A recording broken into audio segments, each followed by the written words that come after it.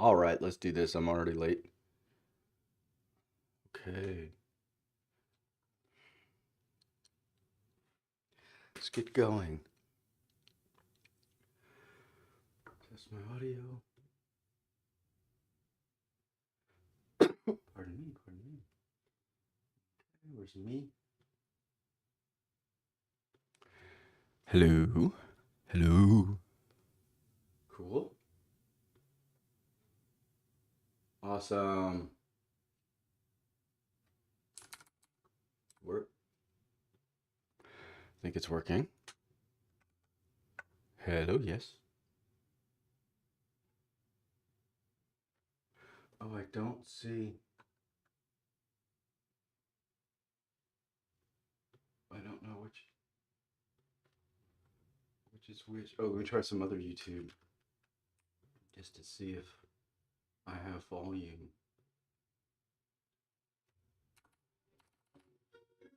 Yes. Perfect, perfect, perfect. Okay. Good. Let's get going. Let's get some coffee. I had an earlier start. I feel better, even though I'm starting late. At work, we used to do, depending on the team, um, like a morning, daily, like physical check-in, physical, emotional, mental check-in. How you doing? How you doing? So mentally, I feel awesome today. Let's get going. Where did I leave off? There was huge progress. I did a tiny little um, stream for like 15, 20 minutes after I finished yesterday and crushed it. Totally worked. What's my log? Guys, let's go read it and let's go start some stuff up.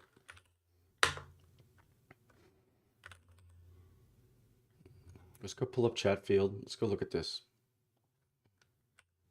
Okay. Oh, what were my last commits? Proper interview object. This was it, if I recall. Yeah, my technical debt. I'm super happy with my technical debt. Yes, totally. Um, what I did at the very end of yesterday, this one commit, it took like all morning to more or less to culminate to this one commit here. And that, yeah, exactly. I sort of didn't think it's possible to receive a non-interview object at this point. This is we're deep inside the um this is like a helper to get the interview back out of the state. And in Python, I it's you always get a interview type object back out of the state. And the big challenge with Python was I had to make my object really, really properly serialize, which was this model underscore dump method, and deserialize, which is it's required that more or less all properties and state in your object must be passable as a keyword argument, as an initialization parameter, right? So that was the Python requirement. So if you serialize by dumping this model, by having this model dump method that outputs a dictionary, and then if you deserialize properly, which all that I did, that was working. But in the JavaScript system, which we're looking at here, um, it for some reason what's happening, this helper here is called very, very soon, very early in the node's execution, and it began in Python as a little watchdog to check, make sure, to kind of just confirm it, to try to crash earlier and earlier. You want to crash as early as possible when you're troubleshooting. So it began like that, but then my technical debt that I took on just at the end of yesterday was to say, well, look, where's that underscore chat field? Yeah, see this underscore chat field, that's all of this, that's all of the information needed to drive this application. That's already happened. And I'm glad I did that. That was even a weird, wonky kind of thing where I said, well, these, rather than these interview objects just having kind of internal state, little fields, little properties, and so on, they have only one property, which is this underscore chat field property. And then inside of that is just a standard dictionary for everything. I'm super happy with making that kind of hack or kludge or implementation because it saved my bacon here over in TypeScript land, because voila, here's this object ready to go. And so then my technical debt that I took on was just sort of, without really getting to the root cause of why is my interview object not an interview type, I just say, well, I've got the data, just gonna make a new one, wrap it with the proxy. This is super important.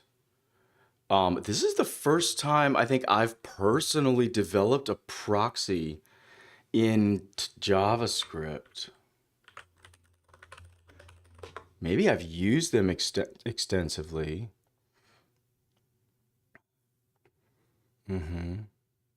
This is really insane.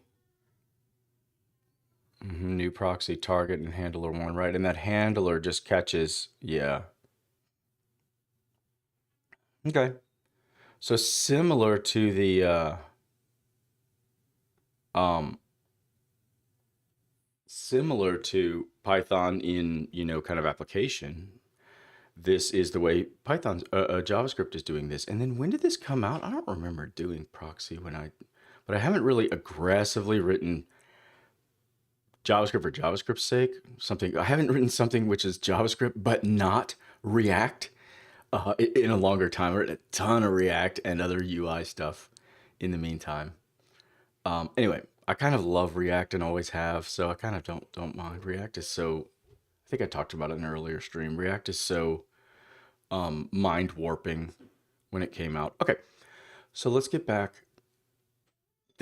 So what happened by taking this technical debt, which I explained in my last stream, I think technical debt is exactly like real financial debt. Zero is not really necessarily the correct amount of debt.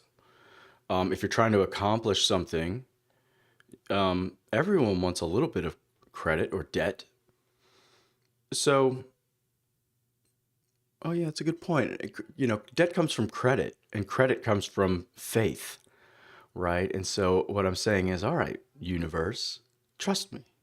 I'll sort this out, I'll sort this out someday when we really need it more. So what this has allowed me to do is JavaScript is running now. This completely unblocked the JavaScript.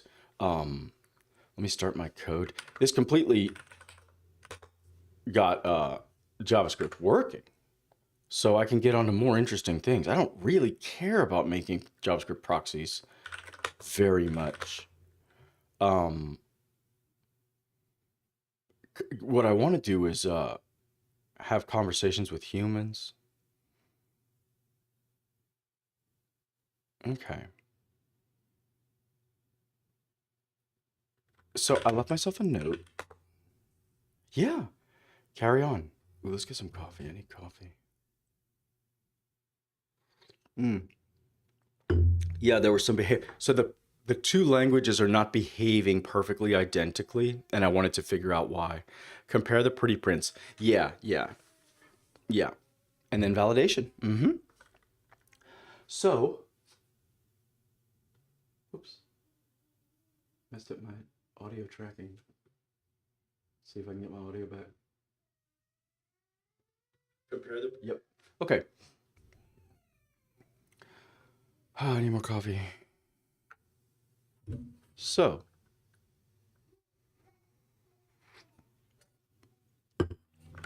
let me drop off just for a moment and read some code. So, I think what was happening is Carry on with the examples. Favorite number. Yeah, vegan order.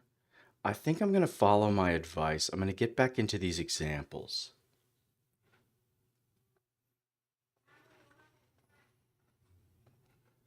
So if I run favorite number here,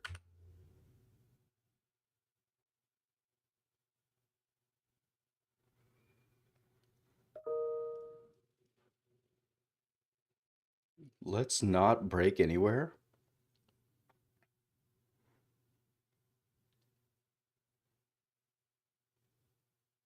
Seems like maybe I should do a builder. Actually, let me break here. In fact, let me just throw a warning, or print a warning rather. Um, yeah, exactly. I'm just gonna print that warning. The reason is I don't know. Just like I said, I don't know if it happens, and I don't know if it does happen, if it matters. So I'm gonna break there, which presumably will never break. That's my hope. Reset, go.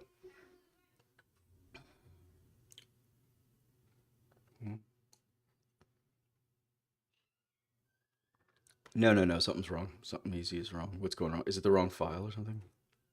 Interviewer.ts. That is definitely wrong. Sorry. Go. Mm. Okay, that is correct. So what did I do? Obviously some sort of pre-copy mistake. Literally a print statement. Oh. Am I having a similar error that I had? Yes, I thought I had some errors yesterday. Although I did go back and rewatch. It was really fascinating to rewatch myself because like occasionally a little clue would pop up here and I wouldn't notice it and then I figure it out later. And there was a lot of sort of there was a lot of kind of not mistakes, but little tiny teeny optimizations or little things that I noticed just watching it the second time around. I'm not sure if there's anything to learn from that. Of course, you do something twice on video. Let me try again. I thought I had issues. Remember, because I logged out and logged in. So what was failing? Python was kind of failing. So that's looking good. Okay, that's good. And then let's just jump over and see if I can run. So this is TypeScript. So let's just try all the tests, huh? Debug all the tests. Ready? Go. Cool.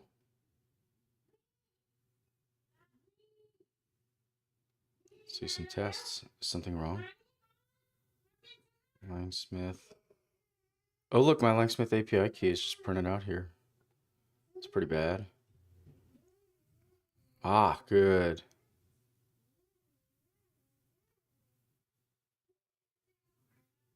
Yeah, I gotta be careful. My Langsmith API key's printed out there. That's bad.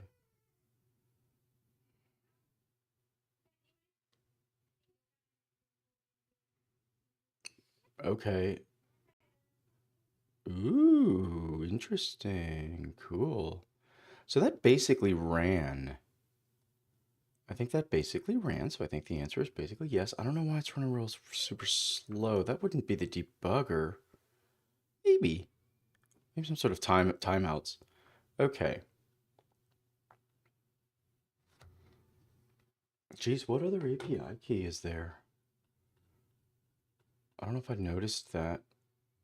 Langsmith tracing, there's my endpoint, there's my API key, there's my project. And yeah, I don't know how it's not going to do that. I guess this, what if I do this, echo?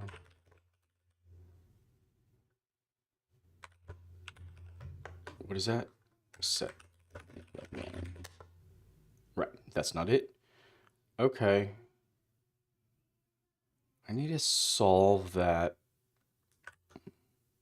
Let me just jot a note down. So let's see if Claude Code is just completely running. Oh, let's just try this. I don't know. Um,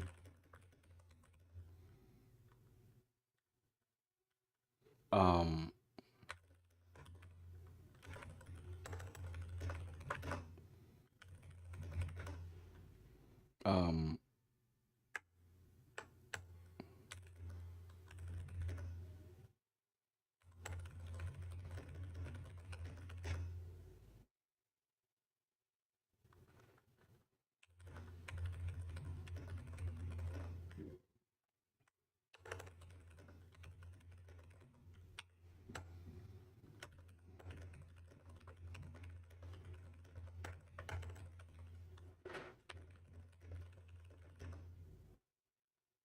better than what? Mila? Mila, come in. Come in. What are you doing? Oh, thank you. Thank you. Oh, it's huge. Super heavy. Thank you. Thank you. Got a delivery. Okay. So, um,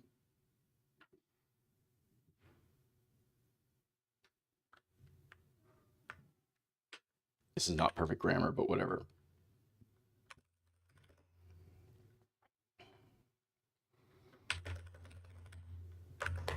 Something like that.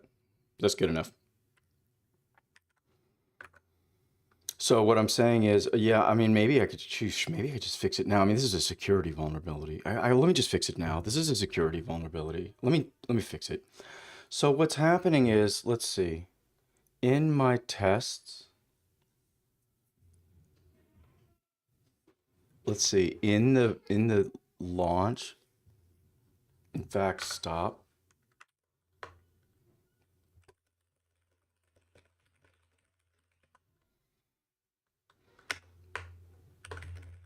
Okay, I'm thinking, what am I saying? In fact, we need to solve.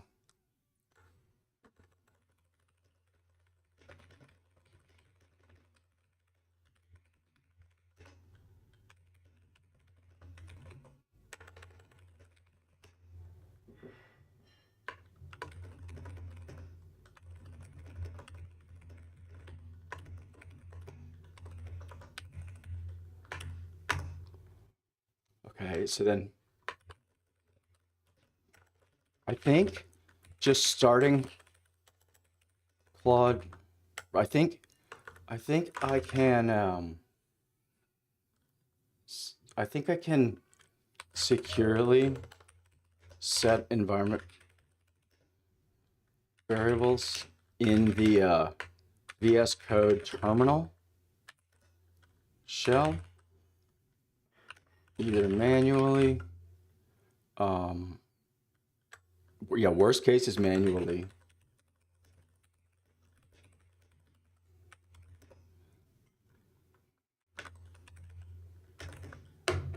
A CLI.env mechanism. Almost certain CL.env can do that for me. Like you can make it print out, and I've got .env in 2 languages, so you can make it print like shellcode, like export this equals that, export this equals that, something like that, using a CLI.env mechanism. Then the launcher could assume, then the launch process should stop like passing, like, let me show you, right? I'm just gonna take a screenshot. Yeah, let me take a screen, or I know what I'll do text. Debugger attached, whatever. Yeah, let me show you. We need to solve this right now. Yeah.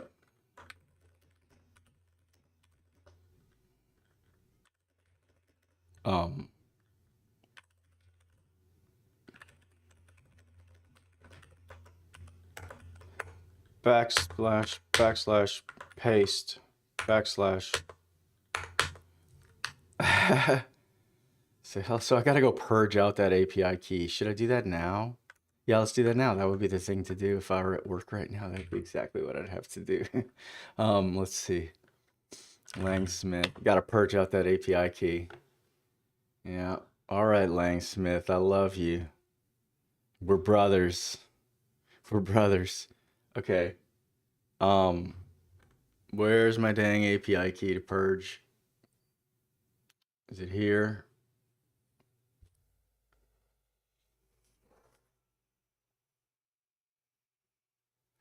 Nope, that's my browser, Chrome.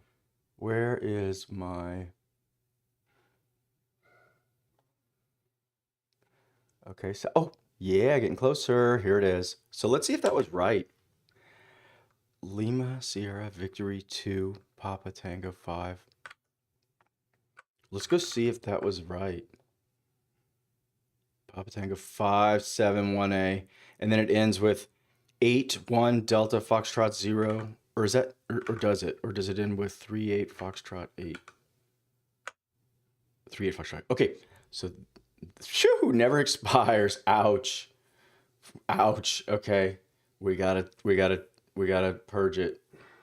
Gone. Wait, let me make a key.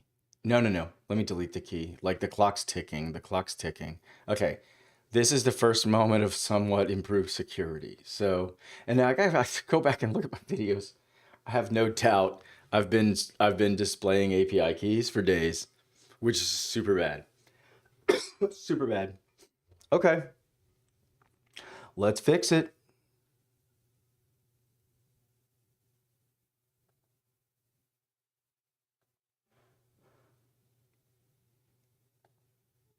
What is workspace 1? Can I change that?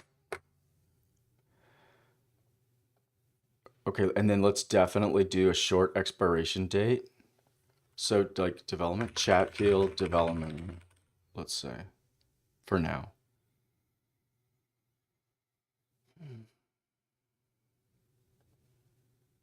Nah. Okay. Do it. Copy it. Oh, I remember. I need to click off my screen. Yeah, it displays it on my screen as well. I remember how I did this the last time. Okay, I've saved it. Let me trash that one. I remember exactly what I do. So let me like switch these around, right?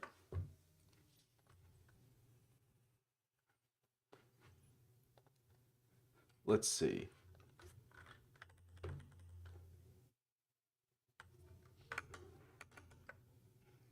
If I click me on, and then I click my screen off, hello, I can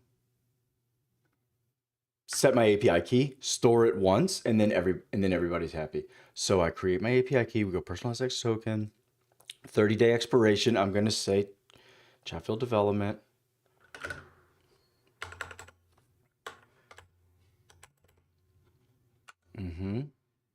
Select my workspace. Done. So then I copy that. So let me pull up my, just going to save that back into that top level environment file in the repo. Or in the source code, rather. Perfect. Langsmith API key. Okay, so here's the old one. Stop it. Stop it. New one. Ha. Copilot was attempting to just continue guessing random numbers and letters at the end of the string. That's funny. Okay.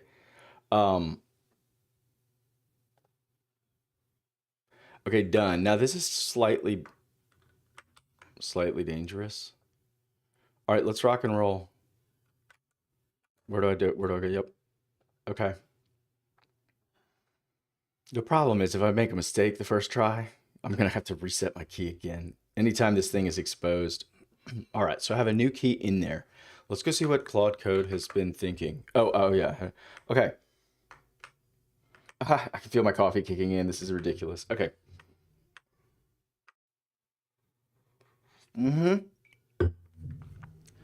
Yeah, I can like manually set it for now. It's better to manually set some environment variables in a development process than to expose API keys.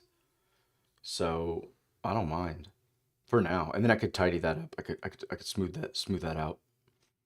Launch process should stop passing.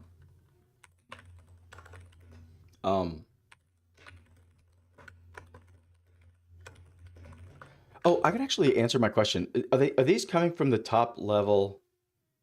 If the answer is yes, because look, the open API key is doing exactly the same thing. So I gotta go do exactly the same thing. Let's go. Where's the dang OpenAI? I do have trouble finding the keys. Okay, let me switch it back to key mode. I wonder if I could. No, I'm not gonna do it. I used to have K-pop Demon Hunters background because my daughter and I were using OBS. Let me just click it off and get some work done. This has to be done. Oh, and I need to move fast. Screen capture, I believe. Yeah, okay. Okay, OpenAI. Whoa, this part's always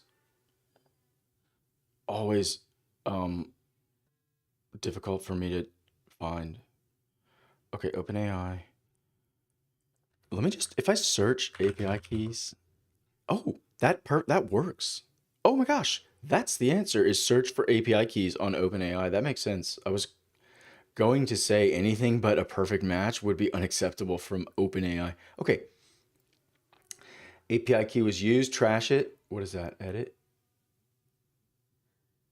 Okay, so this says key 3, trash it.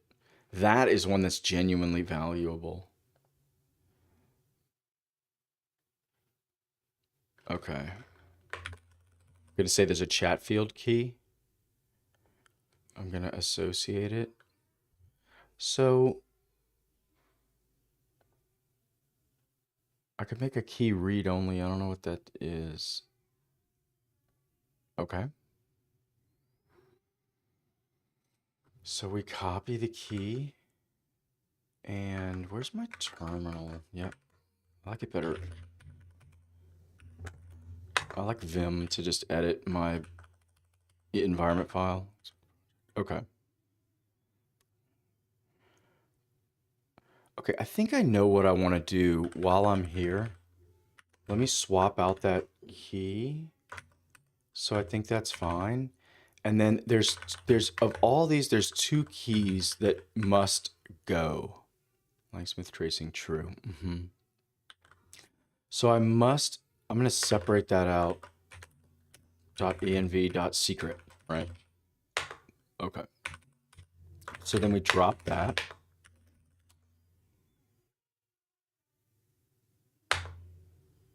Nope, that's wrong. Let's see.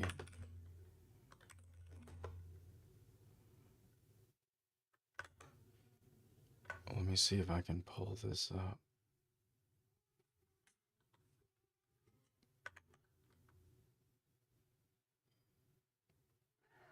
Oh yeah, here it is.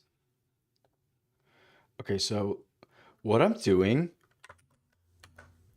Oh, I think I'm good to go. I think I can click my screen back on. Let me try to click my screen on. If I do it again, I'll just blow away those new API keys. Fine. Okay, so what I'm doing is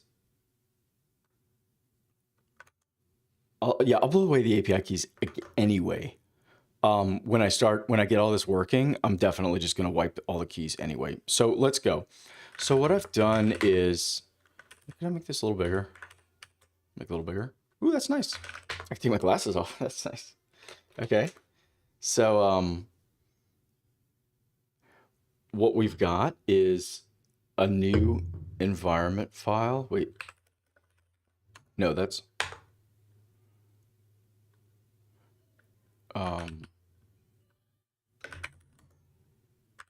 wait. Oh, in Python, I've got this. So if I do, no, the environment file should be public now. That's correct. So this is a public environment file. And then this Python, it's in the wrong. Oops. Yeah. So that's how that's going to work. So now I've got, so these must never be exposed. And these are fine. These are more or less kind of little configs for stuff. I mean, you can see it's just literally Langsmith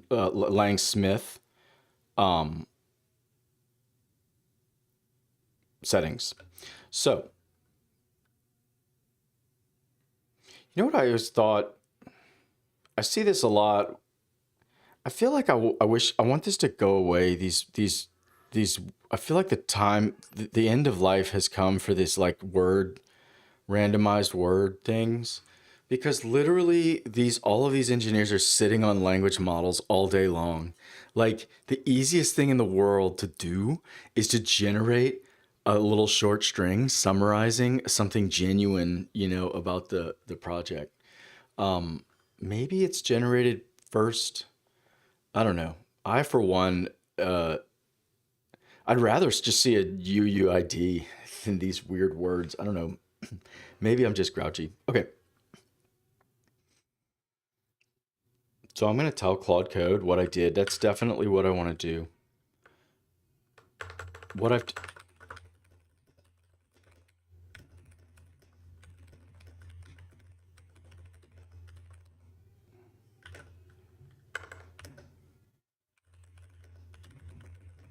okay.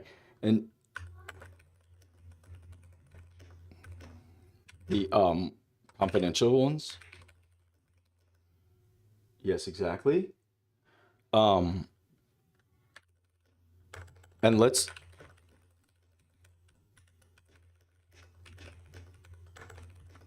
VS Code settings, but we know when like in the terminal uh present, and in fact and indeed present, and it like inherited right into the like test suite or the F5, the F5 stuff. Environment variables, right? Exported, I guess, is really what I'm saying.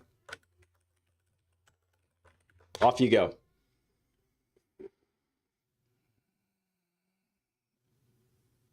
I wonder if it'll say hi. I literally told it to say hi. Is it going to ignore me? I bet it says hi. Where did I say hi? So it pasted in, say hello.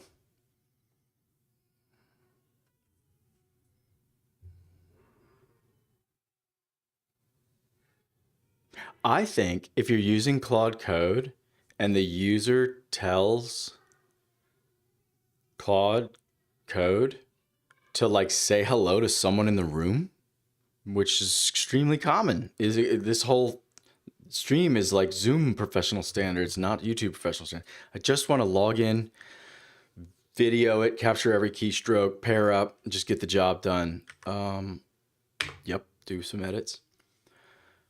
And so I just feel like it's professional. If someone says, say hi to so-and-so, you say, hello, so-and-so. I feel like that's completely happens 1,000 times a day at work. Everybody meet so-and-so. Hello, I do this. Nice to meet you. Right?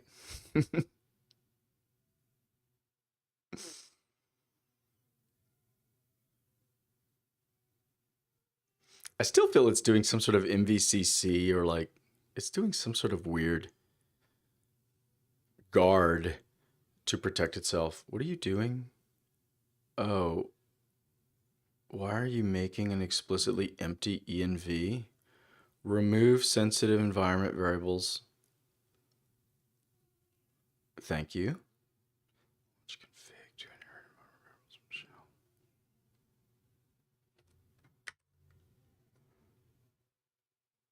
Do it. I don't understand. I'm going to make it explain itself. Is my window dirty or is it actually cold? No, I think it's just cold.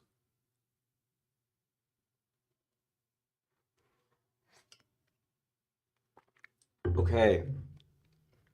Awesome. So by the end of this will be a massive security update. This will be a massive security update. That alone would be worth like gisting or publishing or something. Just say, hey, if you want to. In fact, I could Google it. I'm sure people have approaches. I wouldn't be surprised if there's like an extension for Visual Studio. Okay. I feel like I'm just constantly approving edits. I know what I'm doing.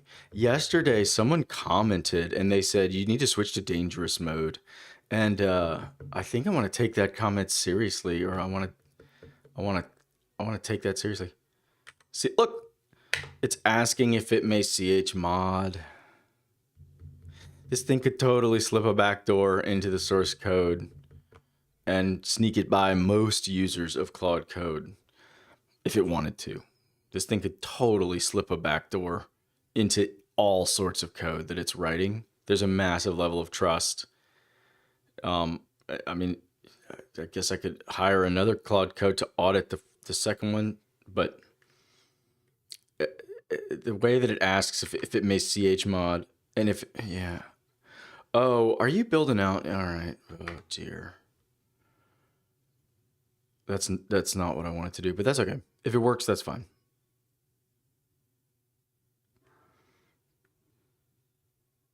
Yeah, run the command. You asked me if you can echo. Oh, God. It's mocking me. It's mocking me. It's asking if it could echo. Oh, God. It's mocking me. Oh. You see, these things, because it's language, these things really get into our emotion. They really trigger emotional responses that we shouldn't allow. Okay. I thought that was an insect on my screen. Okay, let's go. PowerShell? Oh, okay. That's neat. That's actually neat. And if this works, and a lot of my friends use Z Shell, right? Okay. And then let me ask it. Explicit empty env, right?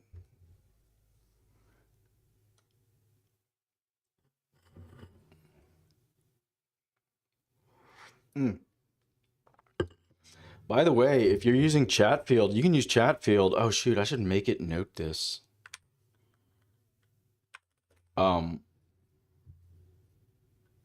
Intent recognition, right? That's fine. That's fine. I'll remember. Okay, let's solve the security bug. So it's not a great question. You're just a great teacher. Explicitly not to add any additional one when launching the debugger. I'm not sure if I believe this. I feel like this might be a hallucination. Is there a word for just sort of like going along with a hallucination because you don't care? Because you can't be arsed to check? Maybe. Maybe.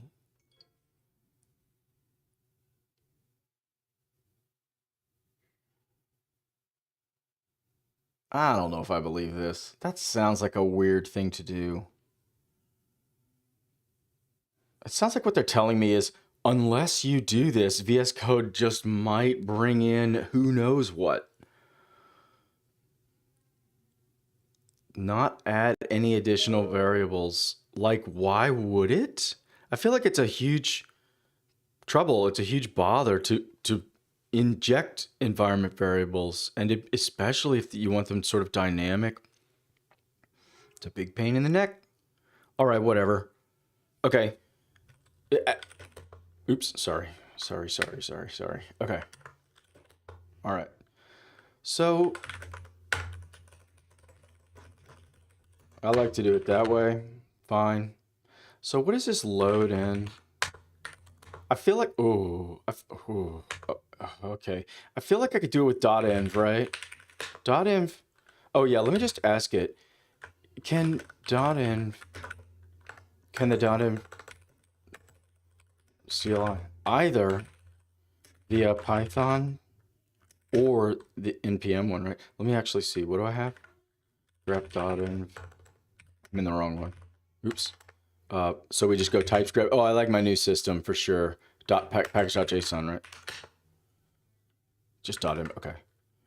Or npm. Like echo, like shell code, or somehow help that can be evaluated. In fact, maybe? Oh, gross. Ooh, no, I don't like that. That probably work, but I don't like that. I don't like that. Okay.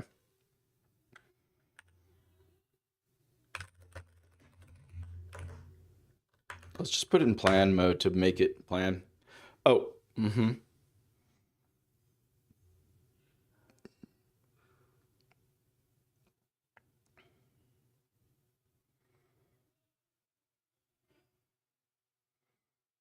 Yeah, exactly. Yeah, yeah, yeah, exactly. I feel like if I Google it, there'll be a good Stack Overflow answer, or maybe just the documentation for one of them. In fact, I'm gonna race you, um, something like that, right? Yeah, totally. What are these people doing? Where have I seen that before? I want to use .env.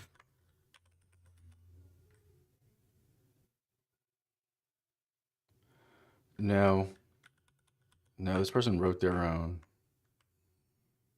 Mm, Note for Durenv users. Whoa. Ooh, that's cool. .net, that's nice. Nice. Okay, I don't want this though, but that's a really, I would love that. Like 20 years ago, I would eat that up. Okay. Yeah, there's my key I don't need anymore. Let's go.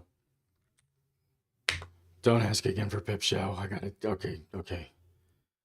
How do you do that? Claude dash dash help. We're doing it. We're switching over. I'm sick of complaining. I'd rather complain about this thing like dropping my repo and losing commits that I got to go clone back down from GitHub or something like that. I can't imagine a more severe lapse of like permissions.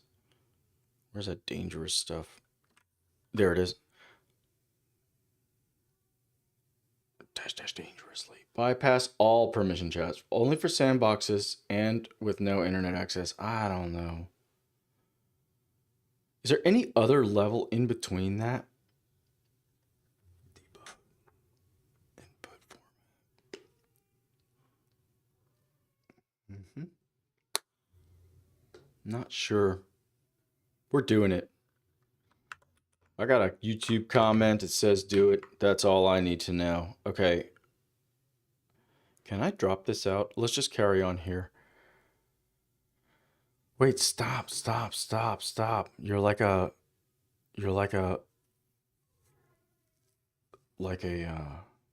setter or something.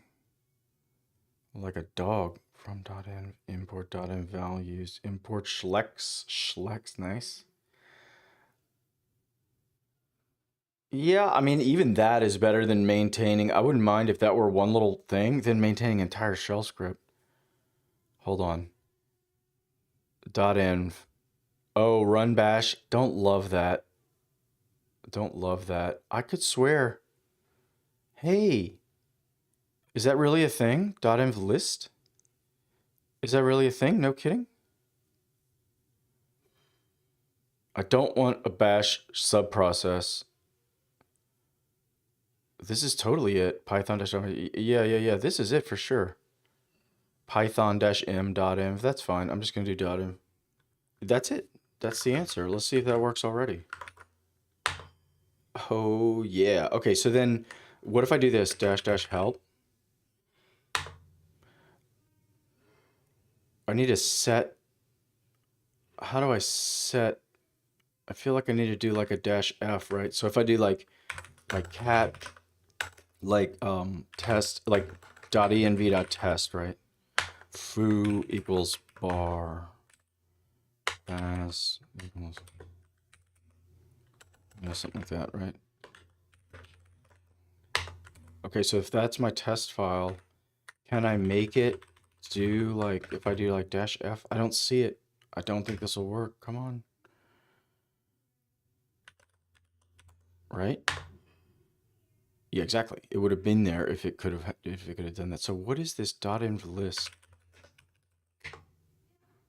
Get set list. See, there's a dash f. Oh, maybe I can do it this way.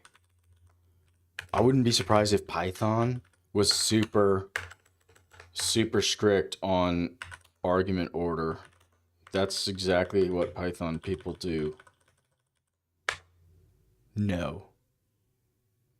Ooh, I was really optimistic that would work. Get list run set unset. With these options, defaults to .env. I mean, I could still kind of get it working, but I don't like it. Whether to write the dot file as an executable bash script. Totally. Wait, dash dash export, write the dot file? Why are we doing that? Quote. So what happens if I don't say list? Oh, that did work. Okay. Can I do like dash dash quote? So it was the dash dash format. Oh, maybe that was a hallucination. Maybe it's this dash dash E export. True, like that? Come on. E. Oh, dear. Wait. Okay, list. What if I do list dash dash help? Yeah, oh, here is dash dash format. What did it say? Format equals, what was I doing? Shell? Yep, I was doing shell. They take shell, but what about export? Come on. Nice, perfect. That's what I want. What was I doing? Okay, I got it working. Totally working. So then .env would be these. Perfect. Perfect, perfect, perfect. So then to source it in, yeah, to source it in, so it'd be nice to pull from the project root, but that's okay.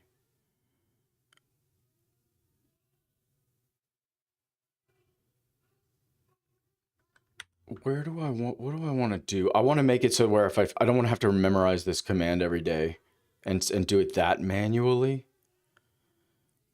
I think I know what I want to do. So if you just run this from the project root, and then if I just do like what, eval, right? If I do that, right? Pretty sure that'll do it. So let me comment it out. If I go echo baz, right? Baz is, baz, right? It's going to be empty string. And then if we run it, and then we do this, it's going to be populated. Yay. So then this will be my little, that's all I need basically, right? So where is it going to go? Let's just put it in the top level. Let's put it in this, let's put it here. env.sh, right? Let's just say user, something like that. Set confidential environment variables, environment, right? So really, you can detect this in code, but I'm not going to bother right now. I don't remember off the top of my head. Sourced, not executed, right? That's the point. But we don't care. Just paste that in. That's it. I think that's fine. So if I do this move.env.test to .env.test2, right? And if I run it, perfect. That's good enough. Move.env.test2. So that's set. So if I say echo, this is working. This is all totally working. So that's populated, unset, baz. So then it's empty string. So then if I run it, we're good. Yay. So that's fine. Let me add that in. Oh, the only thing is, oops, env.sh. The only thing is it's not env.test. It's .env.secret. That's the point. Perfect. I knew one of them could. I'm glad Python did it. Perfect. So, oops, I keep doing that. So let's add that. What else? Oh, the VS Code stuff. Yeah, I guess it's okay. Let me just check this in for now. .env.test we don't need. Right. Yeah. So that's gone. We're awesome. Let's just check that in. That's enough. To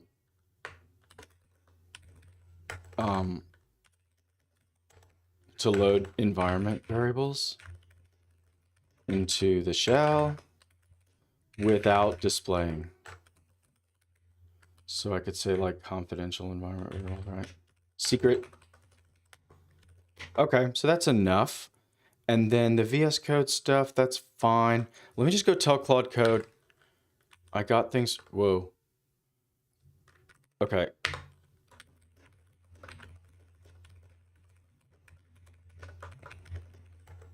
Look at that. I think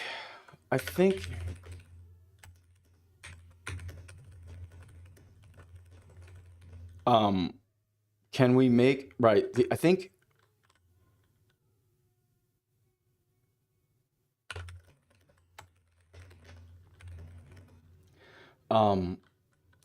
we run like source env.sh like as a pre-step to all the VS Code launches. That's exactly. That would be really brilliant. And then in fact, I couldn't even echo it out at my terminal. It would almost be deceptive. So the point is, could I make it rather than doing all this stuff, could I make it like source that file in preparation to run this? I think it won't though, seeing how it's doing this. To make it not printed out would be trouble. I don't care. Okay, what are we doing? Options? What are we doing? I want to get this done. Configure use custom shell. No. Yikes. No. Pre-launch. Whoa, is that really a thing? And launch JSON for each. Is that really a thing? Pre-launch? That would be awesome. Wrapper scripts. No. Shell RC file. Yeah, I could put it in my own shell, like my own personal profile. VS Code workspace setting. Are you serious? Terminal debug. Option 2 is the cleanest. Option 1? What are you saying? Custom shell?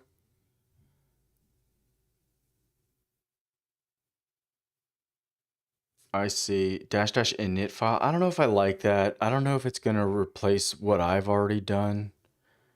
So let me just leave it. I think it might just be done already. Look, these are gone. Look, problem solved.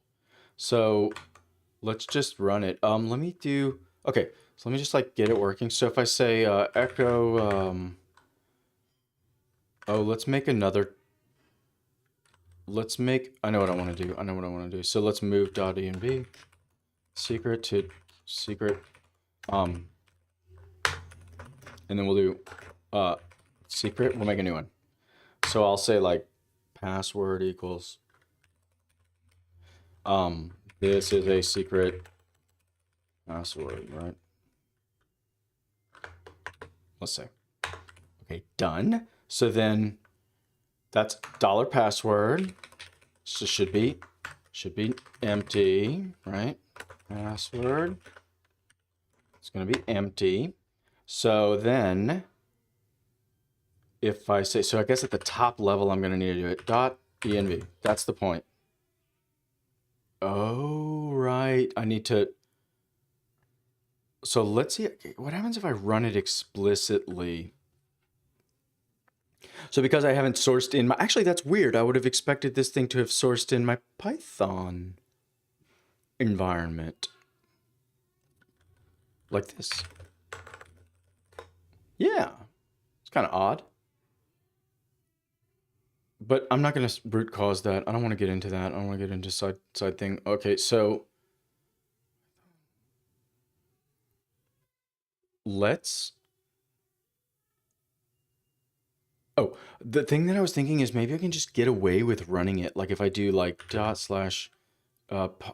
Python /vm bin Python. Sometimes you can do that. Do they have they may even have .env in here. Yeah, they might. So cool. So that runs, right? It inherits all its other stuff. So what that means is I could edit that file here. Nope. The shell. Let me see if I can make it do it, right? Set the variable, no, like project root to be the directory. Exactly. No, bash source. Okay, that's okay. Let's do it this way though. I think that's good enough for me. I don't, that's so weird. I don't know about that. Is that working? I think I can do this. I think that works. Let's do that. Don't source it in bash. I think that'll work.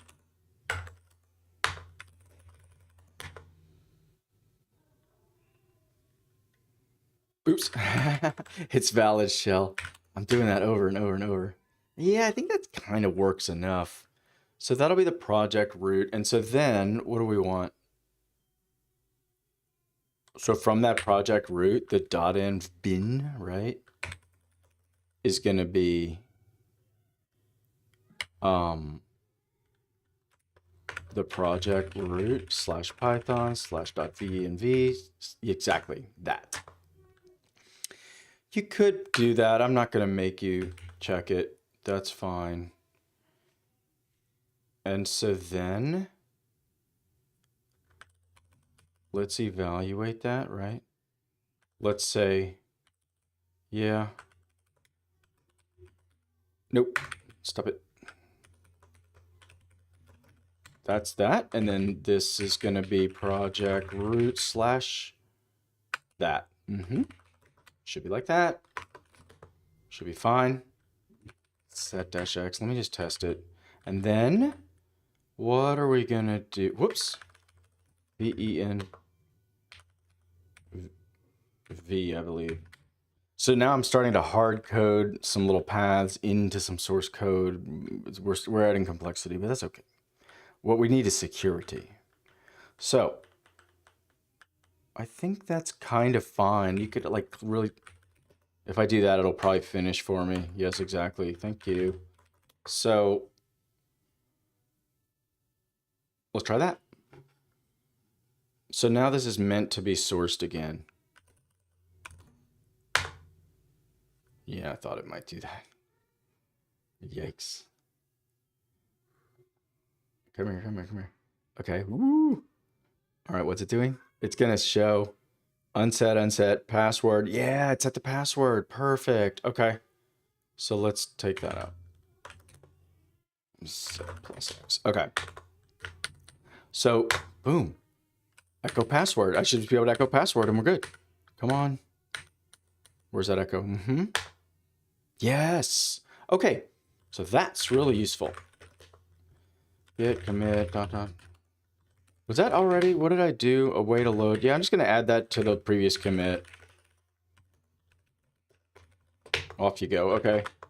So then that's going to load in that env.secret. So then the next thing is just make sure that gets inherited down into these debuggers that are running. So let's try. Right. So I could do like this, right?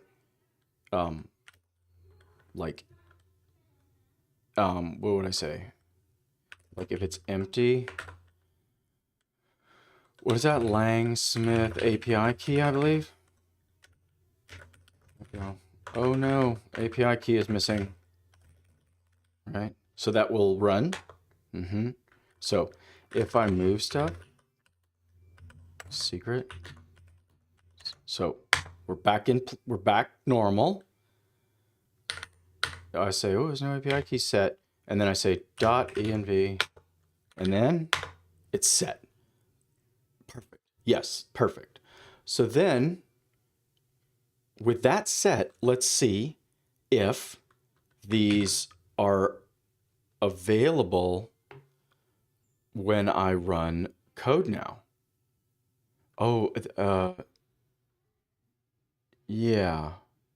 Oh, good. And if the OpenAI API key's in there too, so things are going to crash if things don't work. So, I mean, let's just press F5.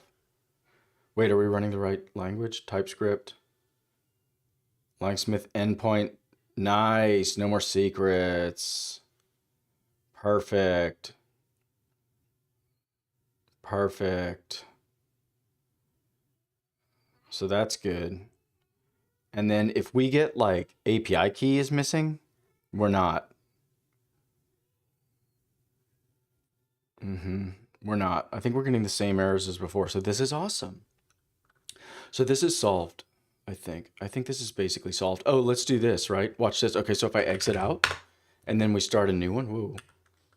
Exit that one too. Get out of here. Exit out. Get out of there. So then I say, give me a shell, right? So yes, perfect. It kept my history. So missing. Yes. And then, so let's run the tests. And I should see like OpenAI, you know, API key is wrong or missing or something like that. Yeah, I know. Calm down. I did that. I don't mind a process exit. I know how to reap a child.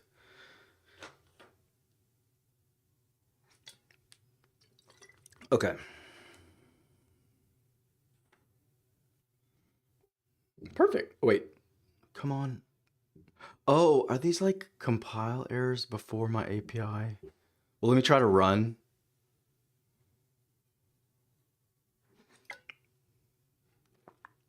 This is weird. Is this just a display error? Oh, maybe it's the last. Okay. Whoop. Wait, LangGraph API. Langsmith project. We could go look at Langsmith. I'm almost certain this is working. I think these errors. Oh, we could try the Python one. Yeah, let's do that. So all I need to basically, oops. Let's just switch and run to Python with the full debugger, right? Where's it? PyTest all tests. Thank you. Perfect. What did this do? .v and v. It's pulling in. Oh no, that's the virtual environment, not the. Interesting. It's not setting them at all. Good. And then these are all failing, presumably because we have no API key. So let's try it. Okay, so I come in here and I just manually do one thing. Right, I say, oh yeah, everything fails. Sorry. Whoops. Yeah, detach it all. So then I say, oh yeah, how about done? Then, nope, I just press F5 and my API keys are in there. Perfect. Very good. We're secure again. How long did that take? An hour or so? That was basically a massive security problem. Okay. Awesome. So this works. Python works. If I switch over to, so if I switch to Jest, oh, interesting. Yeah, okay. So let's just say Jest all tests. And I guess what is this? 3 failed. Oh yeah, I think I have like language issues, which is not triggering the permission issues. But we're good. We're moving forward. We're closing that ticket. I think we're good now. So what else needs to be added? Yeah. What's going on here? What's going on? I don't want that. I don't want that change. I don't believe it. I don't believe it. Let me stash it. Do I have a stash? Yeah, get. I don't even. No. No. No. It's gone. Gone. Okay. Now this is real change. It's just a print statement.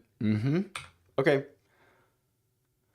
Wonderful. So now the thing to do is for every secret, I need to, let's see. I need to drop both. I need to redo both of these secrets just to make sure it's squeaky clean. So I'm going to have to do that now. Ready, set, go. Screen is off. So, okay, done. Nope, sorry, API key, you're gone. So OpenAI, create new. We're going to say it's for the CWCD project. We say go, all. all. Okay, so that's my key. So that's the OpenAI key. Done. And then LangSmith. So done. Thank you very much. And off to LangSmith. Gonna drop that. Never been used. Okay, so nobody pipped my, what do they call it? Stream sniped? Nobody stream sniped my API keys. Whew, dodged the bullet. That was a no joke, like financially relevant security bug. Chat field. CWCT.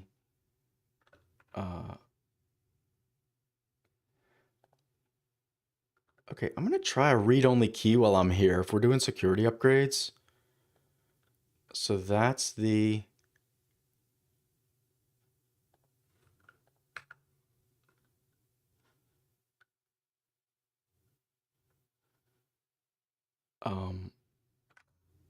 OpenAI key.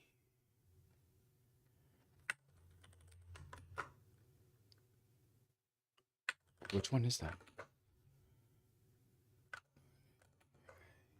Okay, weird. All right, I'm trying to like a read-only OpenAI key. Let's see what that does. Let's see if that supports my work. If that does, I should document that in the documentation. That it works with a read-only OpenAI key, or presumably others. So now, Lang Smith, off you go. Nope. Okay, new key. 30-day expiration on LangSmith. Create it. Okay. Thank you. LangSmith API key paste. Save and exit. Okay. I want to say I'm done. I've saved the API key in a safe place. I told it I saved it in a safe place. I lied to it. I lied to it the other day. I definitely did not. I saved it to a place where YouTube streams it. That is not safe. Okay. Totally done. So this commit,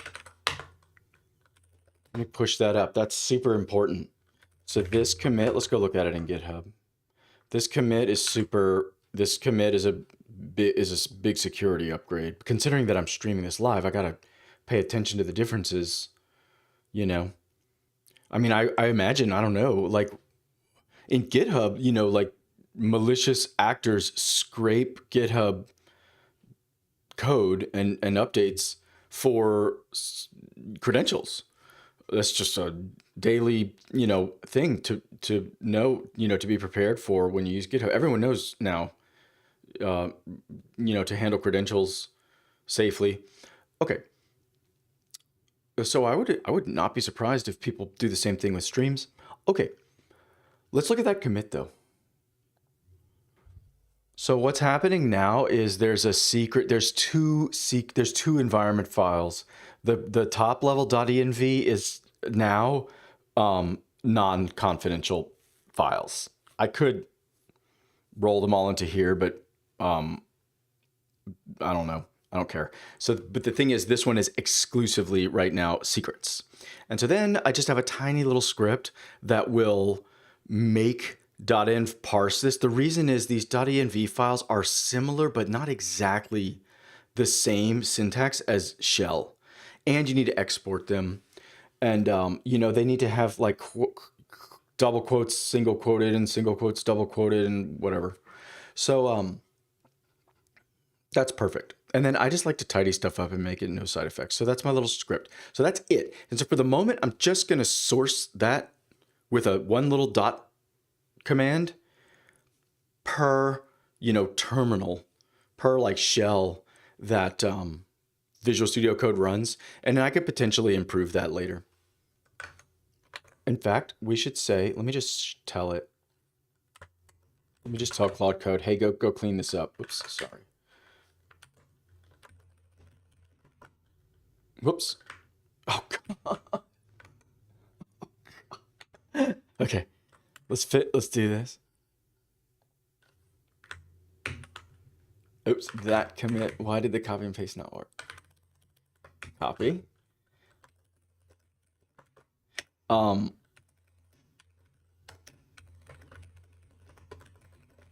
Okay, awesome. So while it's closing, I gotta go swap out a variable. Let me go. Where's my... So in Langsmith, gotta drop this one. Just echoed it. So I'll make a new one. Select my workspace. I gotta click my screen off again. Okay, so we'll say chat field dev again. We'll try that. Okay. Let's see if I can do this holding my breath.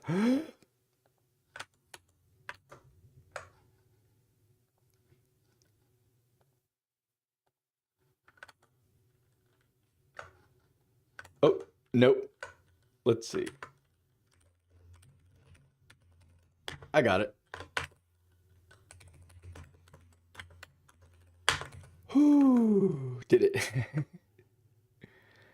Okay. That was ridiculous. Okay, so that's good. That's not exposed. Let me close these tabs. Okay. I pasted it. Okay, done. Done. Oh, so watch this. Can I just, let's see if I can do this. Escape. Oh darn. Okay, whoops. Rewind. Oh, fork, no. Let me log it out and do this dangerously, right? Does it do this? Dangerously. Dang, yeah, there it is. So,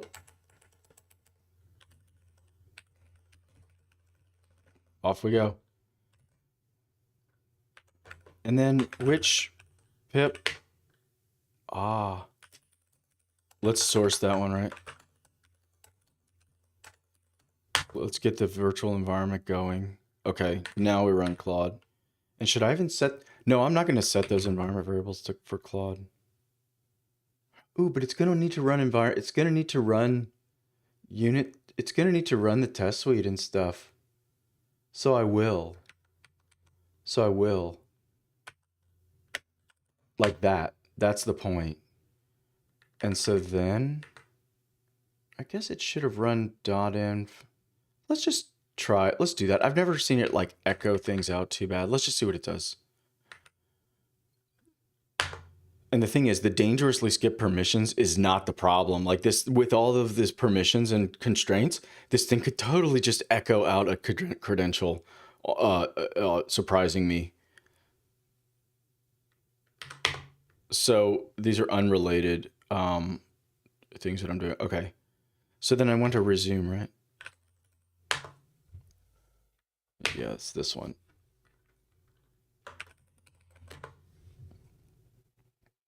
Cool, bypass permissions. Can I shift tab back to it? Yes, I can. Cool.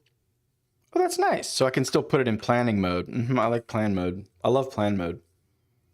I don't know if it changes. I don't know what it changes in the execution of Claude Code, but plan mode massively helps. It gives me peace of mind as a user to know, all right, it's not going to do anything. We're just talking. I think that's a decent kind of UI, complication to expose. Is plan mode.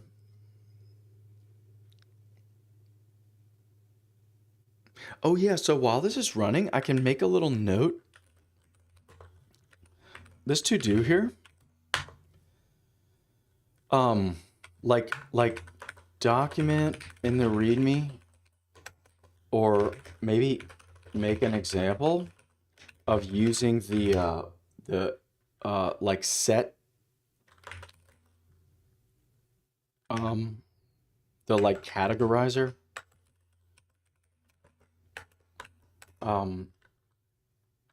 what are they called? Casts or intent recognition.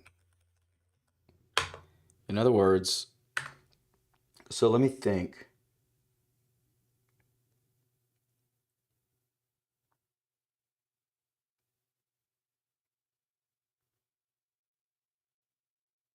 So I think in the data model,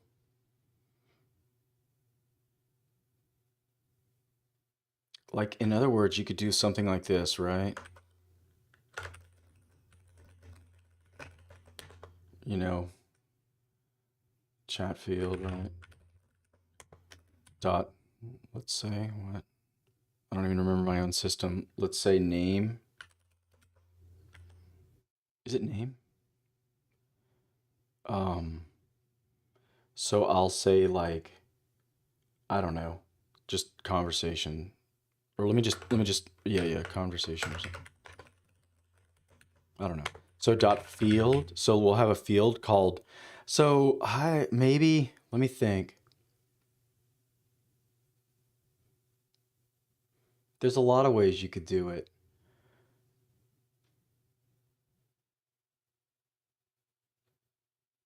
Yeah. The question is like, how often do you want the LLM to tell you the intent of the conversation? Let's just do it literally every time. So what I'm going to challenge the LLM to do is to sync or flush a field literally every time the user speaks.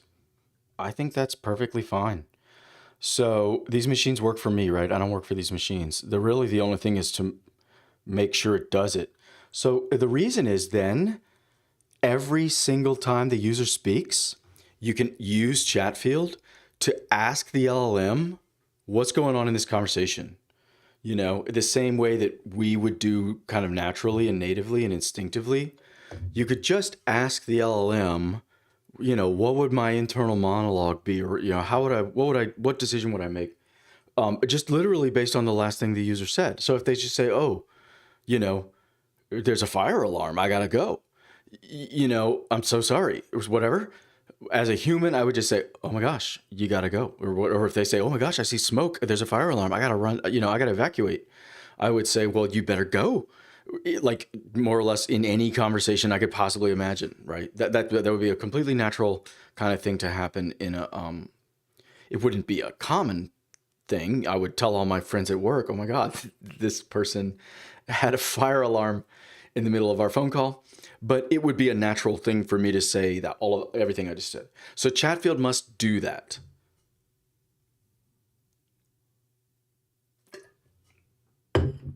So the way you could implement that would be like you could have a field which is like the last user statement or Bob statement or something. And so like the description, yeah, this is slightly not, I don't love this description anymore. This all evolved from the Python doc strings, but anyway, let's keep going. So the last user, so I'll say the description is like literally the, like a quick summary, a few word, like a short, I'm going to be redundant, few word summary of the last, a short, yeah, I'll just say a short summary. I mean, this isn't even real code. Why am I freaking? A short summary of the like very last statement the user made, right? As if, like, in case they say, what was I just, right? The last statement the user made. Let's just leave it at that because it's not real code. I was going to tell it, you know, if someone said, hey, what was I talking about? This would be that field, right?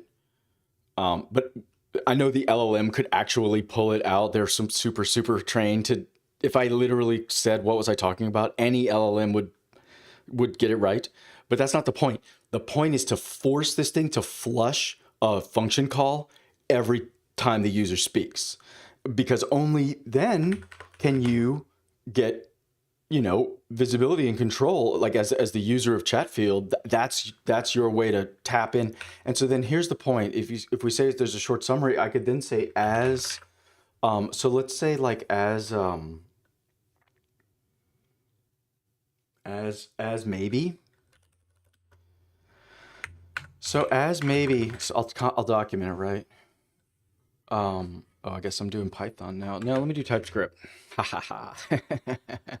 So as maybe, we'll say, you know, like choose one of these options or none, right? Or null, because we're in TypeScript, right?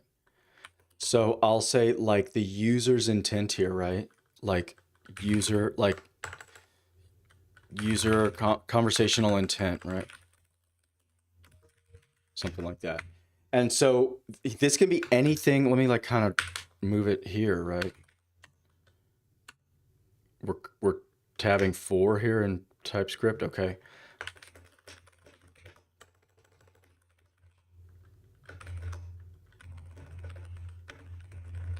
All right.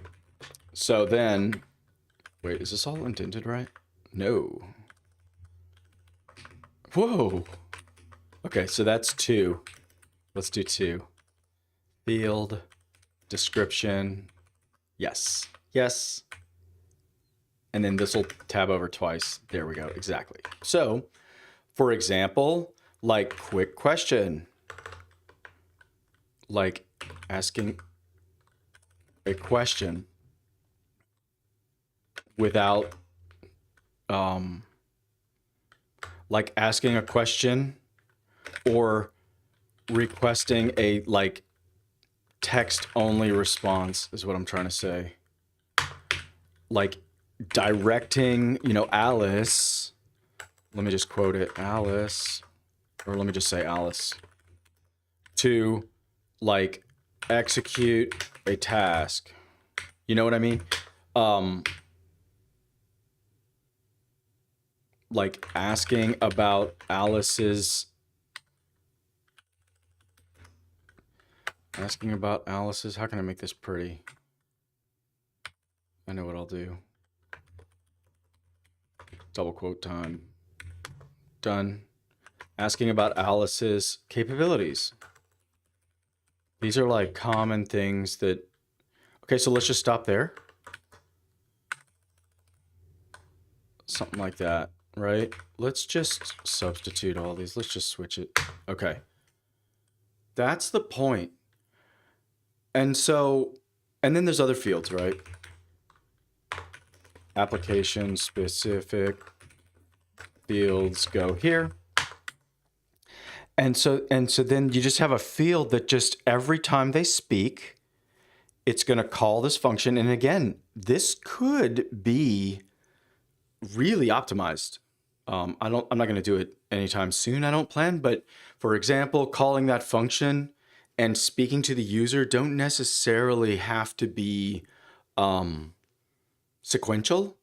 If you know that it doesn't have to be, then you could get away with that. In this case, it would have to be sequential because the point is users, if it's a lot of, we're bumping into a lot of trouble. Even Claude Code still kind of has a little trouble here where I'm just in the conversation, I'm naturally moving from sort of talking about things to instructions and blah, blah, blah, the intent, right? And so I imagine there's more sophisticated tools out there, stuff to do, but Chatfield could definitely do this. And in fact, because you could do as one, as maybe, let me see if I can remember them all. As one, as maybe. I know there's as any and there's as many, right? Yeah, that's how that works. What there is not one of is as some or as may, I forget. So as one will force the LLM to choose one of these without an option to say none of the above. As maybe does allow option for none of the above. As any will allow the LLM to choose one or more of these. If I recall correctly, including potentially none of them, 0 or more of them. It could return null. Or maybe it returns an empty list. I don't remember off the top of my head, but the point is, if you say give me 0 or more, and then as many as 1 or more. So that's the point. So any of these can help ask the LLM, hey, what should I do next? So let's keep that here. So this is basically, yeah, exactly. I'm going to make Claude Code. Uh-oh, close the issue. Thank you very much. So clear. What is that? Where is that? To do top level.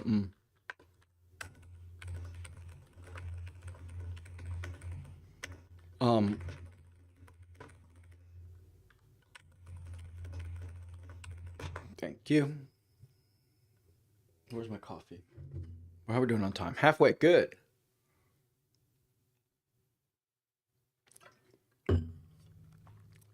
Massive security upgrade. Massive security upgrade. So what's changed in TypeScript? Actually, let me just get back to my system. So here's my TypeScript. What I should really do is get a consistent, if I wanted to do this a little better, I would get my terminal and my VS Code, but with consistent colors for each language. But perfect is the enemy of the good. So let's carry on. So what changed in TypeScript? What have I done? Oh yeah, nothing. It was just little comments and stuff. I already saw all this. Yep, print statements. So let's go back. Let's just get all the way back. So I had a print statement. Wait. Oh, I'm awake. I'm awake. I'm awake. This is Python syntax. That's totally ridiculous. Wait, print? Yeah. That'll be the bug. I just wrote it in the wrong language because I hadn't caffeinated yet. That's the bug for sure. Good. Well, that one came for free. Just fixing my security issue and waking up. Fixed that bug. That was embarrassing. Okay. In fact, I was just talking though about how can I remind, if I'm jumping to two languages, I'm trying to implement something in two languages. And the whole point of it is I want to make them as similar as possible. I am constantly doing the wrong thing in the wrong language. Okay. Frankly, it's a little bit fun. So let's do, we're just back to running the code. So instead of jest, we're just going to say run TypeScript on the current file. It's kind of, I don't love it, but look at that. Look at that. No secret values. Oh, and no API. Okay, but, so let's see. Do I still have that dash Z? So if I say Langsmith API key, let's see if I can confirm that. Hopefully I can confirm that. Open AI. Uh-oh. Perfect. So let's source it. And this is F5. I'm just going to press F5. Surely. Good. Oh, wait, invalid request. Good. Okay. So this is my read-only problem. Okay, so read-only doesn't work. I'm using a restricted key. Yeah, and I didn't scope it. I just clicked read-only. Wonderful. So let's go drop out that key. This is totally working. This is totally working. So let's just go drop out that key and switch back.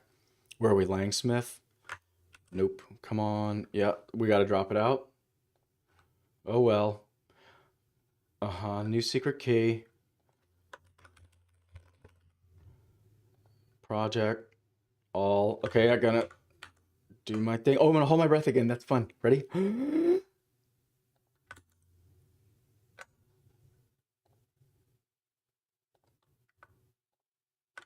Okay. Where are we? AI key. Paste. Done. Easy. Okay. I've done it like 5 times this morning. Okay. Turn it back on. Go. Okay. So API key set. Secret is set. So let's just reevaluate. It should be sufficient. So because it's going to say this is going to pass. Right, that's pass. So I think that should override it. Let's just try that. Okay, F5, ready, set, go. I think that'll work. I'm paranoid now, but hey, API call. Okay, wonderful. Totally secure, totally developing. We're back on track. This is awesome. So 42. So now we're back to the original. I can get into this fun debugging, which was, well, why does it never return null? Let me just see if I can go break it now. Close the interviewer, close the builder, close environment. I'm sick of all that. I'm definitely sick of an interview proxy. So in the interviewer, there's a couple things I want to look at. Actually, I want to pull up the interview because it seems that it doesn't evaluate underscore done properly. Like, let's go look here. Underscore done. So that I don't see working. And then furthermore, is that even the correct language? Let's go look. Is that even the correct syntax? I don't remember implementing this little property, but I thought maybe it was a helper function. It was just a method. Let's just go look. But maybe I'm wrong. I think I'm wrong. So in the source of TypeScript, yes. In the interview object, where's done? Oh, it's a getter. Okay, it's a getter. So then, ooh, this every. Okay. This sort of code is hard to debug. It's hard to step through. Okay, but let's do it. So, let's do 42. Good to meet you. Right, so it's checking underscore done. So, I mean, I guess I could kind of try to pull it out. This dot underscore chat field dot fields. Yeah, here they are. So it's doing a dot every. Oh, object dot values, yeah. Right. So that's a list, basically. Yep. All right, and then it's calling a dot every. And it's saying the value should not be. Okay, so that should actually work.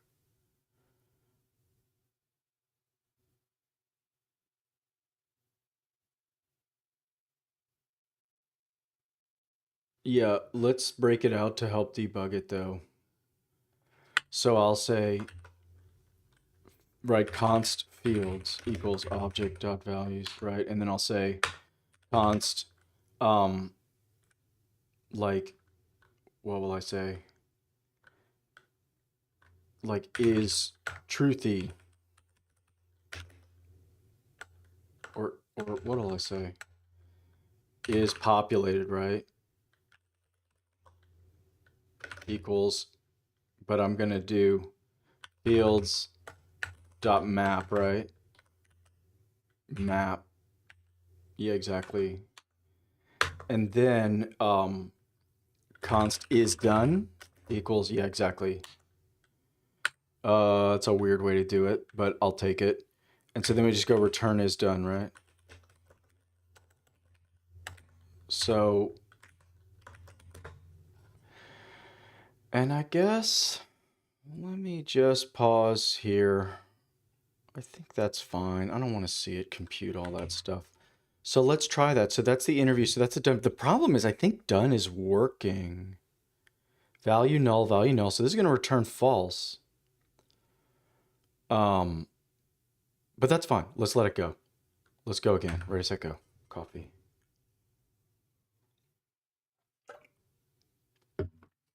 I feel like there's still so much work to do for these LLMs because even though there's some LLM integration, I feel like a good LLM could have told me, a good IDE with an LLM integrated, and maybe this, what is this, next best edit from Copilot can do that. I tried it one time and kind of hated it, but I should try it again. I have no doubt when it's good, I'm gonna love it for the rest of my career. This next best edit. It's the obvious next feature, but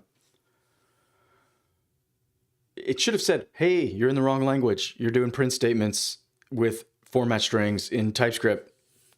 Look out," you know, and vice versa. It should have been. That would be. I would think a good IDE would do that in the fullness of time. Okay, so these are the fields. These are their is populated, false, false, done is false. So we're returning false. So let's let it go. It's checking done again.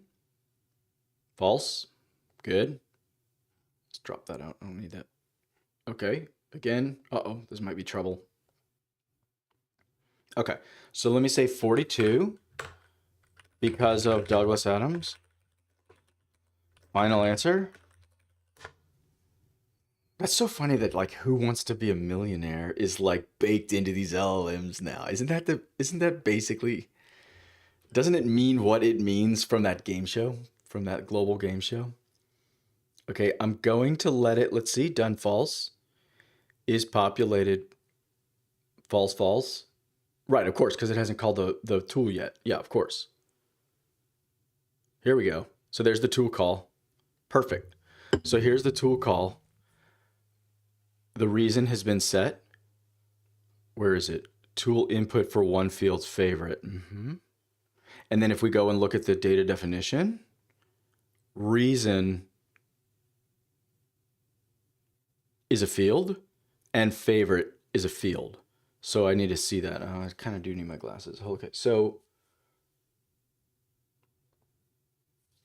favorite, got it. Cast it to int.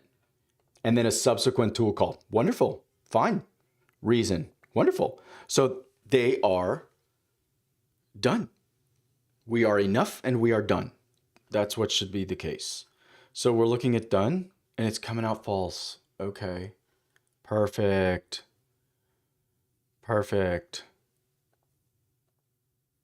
Perfect. Uh-huh. So let's look at that. These are the fields. Oh, I think I might know. Maybe the bug is it's not copied over to the object. It's been stored in the state of the LangGraph graph. I hate saying that. I say that. The LangGraph graph. It's been stored in the state. Yes, it's been stored in the state of the LangGraph graph. But perhaps it's not been copied over to this like primary interview object. So then that, if that were true, these would be false, and they must be because it's evaluating false. Yeah, null, null. So these are not populated yet, even though tool calls have been run. So why? So this is route from think. I see. So tool calls are complete. In fact, I should really be able to go trace this in LangGraph, in LangSmith. Anything else interesting? Run with config, invoke, nah. Route, no, no. Okay. Yes. So we're getting the state interview. That is the correct interview. Why is that state lost? Okay. Maybe when the LLM found a field. In fact, the answer is LangSmith. I need to go into LangSmith.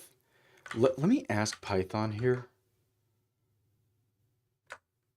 Or sorry, let me ask Claude Code. Thank you so much.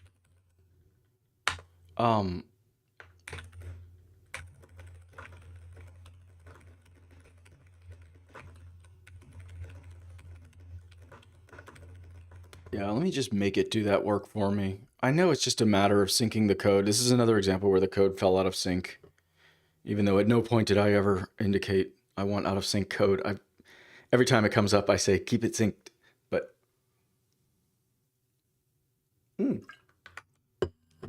let's go read that ticket though. That'll be fun.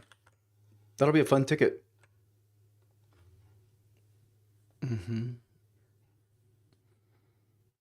Oh, no, it's not much that I didn't say. I already said all this stuff. Okay. That's fine. I can make Claude Code think of other examples and things like that. Okay. Done. Chat field. Okay.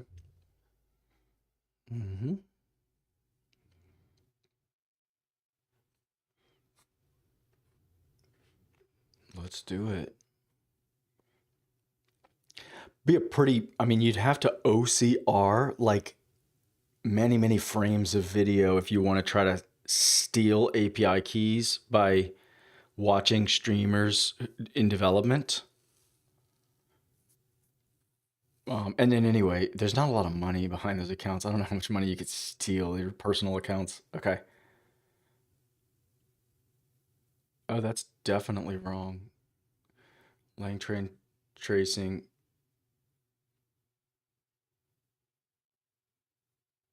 That's a weird error. Okay.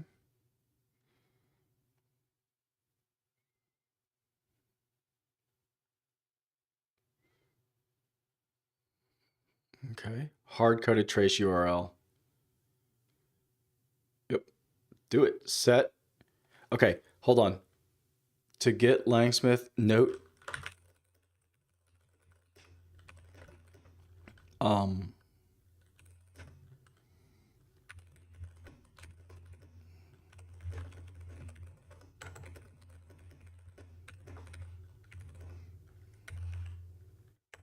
And then,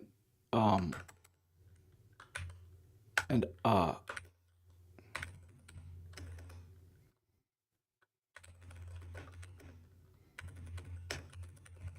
for security. So that's all ready to go.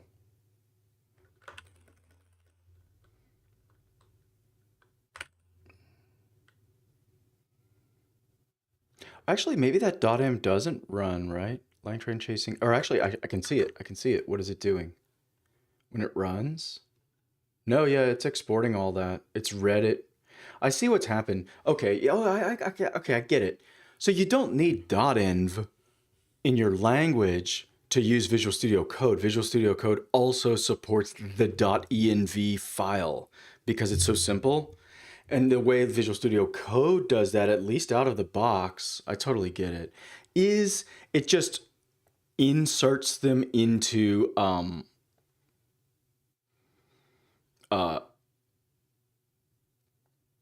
it inserts them into the child command that it's running in this bash, right? It inserts them all into here. env means run the command, but I'm going to pass you a bunch of key vals first. And so that's exactly what it does. env bootloader.js. So it changes to the TypeScript. That's cool. It runs all this stuff. And so that's awesome. So let's keep going. Where did we leave off? Okay, so the LLM found a value. Oh, I do want to make it print that out though.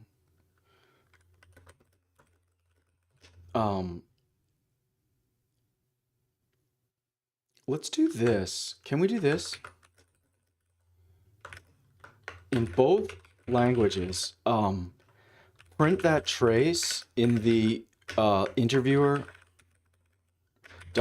method when a new conversation is set up, is detected. Right?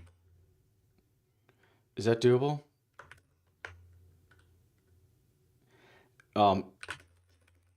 The base string with the,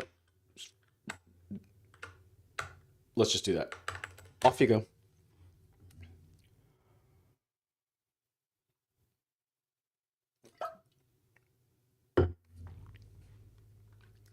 Awesome.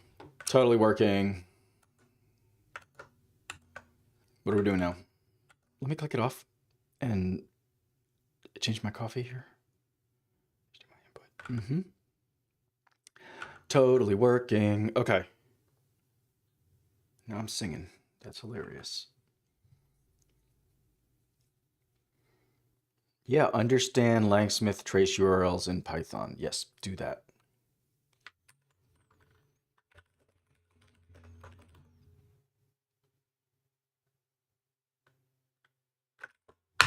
Just do that. Yep.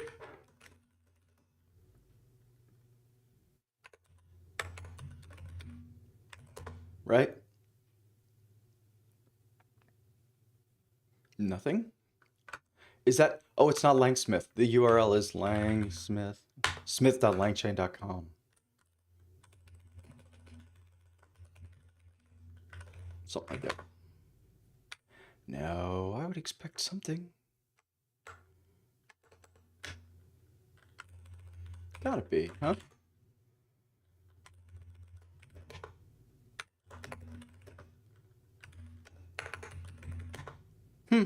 Okay. Thank you. So this is nice. It's running the commands. I think I was overdue to just run this thing in dangerous mode. Source, activate. No, I should have activated already. I definitely should have. I feel like this thing should definitely have. Oh, is it changing code? What are we doing? Wait, client? What are you doing? Oh, a Langsmith client? New. Why are you doing that? Oh, oh my God. New.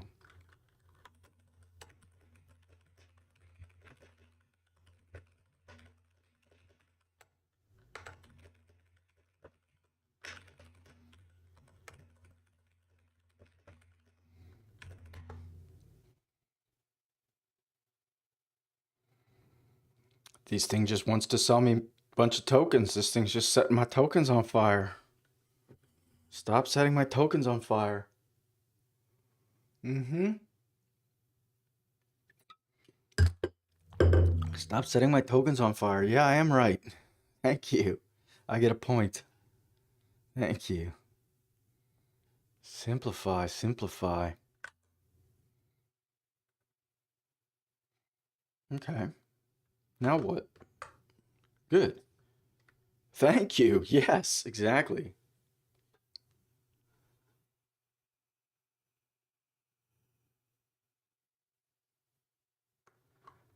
I think that's roughly how it worked.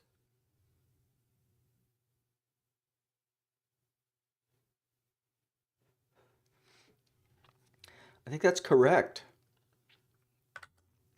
I think that's totally correct.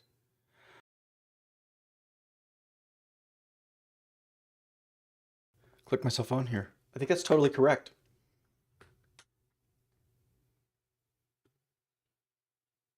I think that's correct. Mm-hmm.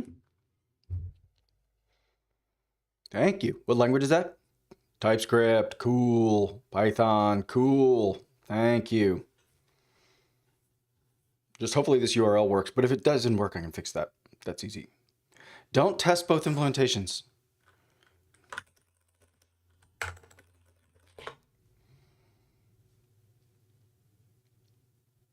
Ooh, I love queuing up messages like that. It feels so great to queue them up. And for my entire life, like in Bash or whatever, you can pre-move, you can queue up commands for Bash and it'll run them after it's done. But this will scoop them in as it's processing, it's got little, you know, frame rules. And every now and then your message can just completely update it. That works really well. I'm real happy with how that works. So let's see what's changed here. So in Python, import OS. Oh, oh, I see. Mm-hmm. I don't even want that. I don't even want that. Oh, this minimal. Mm-hmm, mm-hmm. Okay, so for sure, I don't want that minimal. In fact, yeah. Let me just switch to TypeScript to be fun. I don't want minimal. Okay. What changed in the interview? Whew, it's hard to. That's unrelated. Just type it out, huh? Right. So this language. Yeah. Okay. So same thing. So let's just go modify these. Come here. Come here. Let's do it here. So in the interviewer. Mm-hmm. Yeah. Nope. Yes.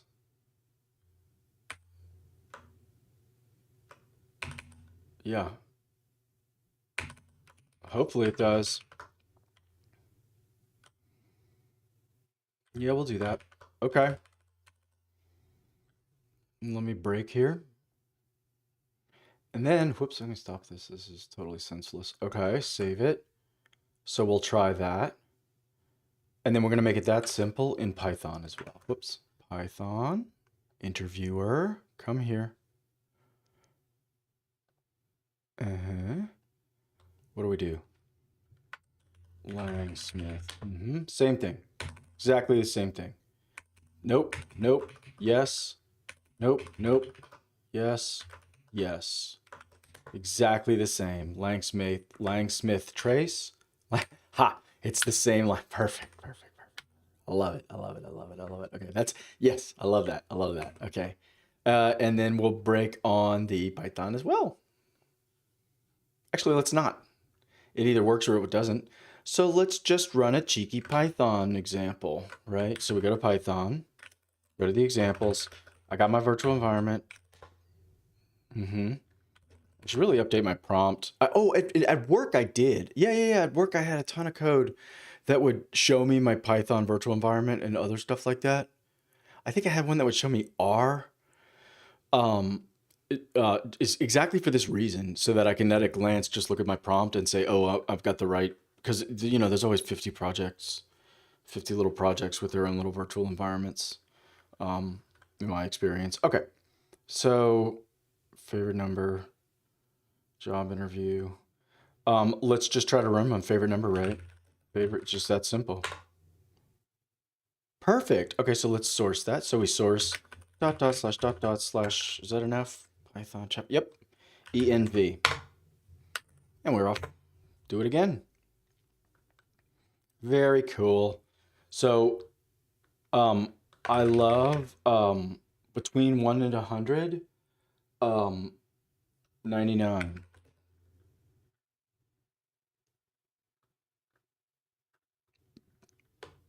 Yeah, because it's the highest 2-digit number in base 10, right? Why am I bothering? Why am I typing? Woo! I haven't seen that in a while. That's fun to see. Sip, 99. Perfect. That's presumably 9, 10, 9. Love it. Love it. Is 99 as a percent? Oh, look, that's wrong. Like, that's a small bug. It's supposed to be between 0 and 1. But that's basically a prompt bug. That's exactly the sort of thing. Let me actually note that, right? Make it done. I've added Langsmith trace. Perfect. Make a tiny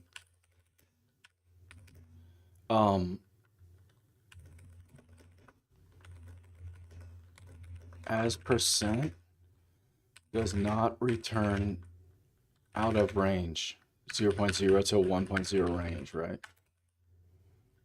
Just saw this. Colon, boom, boom. Let's go paste it in.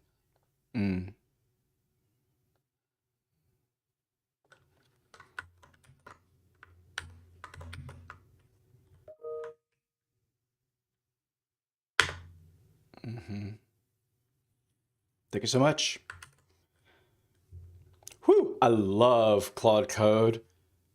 Like Office Space, protecting the engineers from the customers or whatever the joke was. I love Claude Code getting into GitHub issues on my behalf. At the moment, all I'm doing is just queuing up ideas. I'm sort of upgrading. This project began literally just writing at work, I'd say dot dash, just writing bullet lists of ideas. And now I'm trying to slowly, make it mature, bring it through a maturation process. I think one of the most kind of underappreciated things in the entire profession is that is the evolution. I know there's tons of knowledge about the software lifecycle and stuff like that, but what's important, what constitutes good work and what constitutes bad work is changing over the maturation process of a software project. So for example, in early phases, you're trying to get traction and get users and persuade your colleagues or get a budget or whatever, or sell it to a customer or something like that. So you want You want to, you want adoption. You got to cross the chasm. And then in other circumstances, it's just totally different. Okay, let's keep going. We're getting a lot of code written today. This is great. So thank you. Ticket's done. So let's go check if whoa, fine. Let's go check if the Langsmith trace works. I think it does not. Good. Okay, fine. So let's see if I see it. Man, I want to rename this. Can I rename this? Error rate 5%. Edit. Can I rename it? If renaming, ensure your application code is updated. Fine. I'm going to change this name. I'm sick of this. Let's just call this chat field. Let's just number it. I have no doubt I have no doubt let's say, right. Ooh, data set. Oh, nice. I gotta spend time. I gotta get into this. I can't wait. That's why that's why I took that technical debt yesterday, was I want to get Langsmith advanced usage testing these prompts. If the prompts aren't good, nothing else is gonna matter. It's not gonna matter that it's wired up to an LLM. If the LLM doesn't deliver the results that people expect, it's not gonna matter. So that's why I love this. Okay, threads, we're done. So let's just see if that, let me just go chat field. Let's just keep it simple. Wonderful. So, oh shoot. So what was that? Gargantuan, whatever.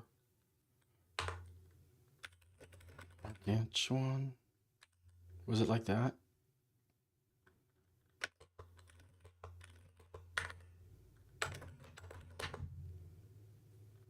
Huh, grab the whole thing. Oh yeah, I can just cap my .env now, can't I? Ha ha ha. Oh, look, and if I had done dot, it would have found it. I switched to star. Occasionally you do dot and it gets into like .env folders and all that. So I did a star on purpose and it burned me. Okay. Wonderful. I'm so happy I can edit my env file at leisure. So this is just going to be chat field. Wonderful. Totally awesome. So with that set, what that means is if I switch, if I switch to Python here, oh, it runs .env. If I recall examples, it runs .env itself. So it's going to pick that up. It's going to pick that up. So let's go to chat field, tracing project. Yeah, here we are. So let's start a new one. What is that? I'm just going to run it. Yep. Favorite number, 23. Because of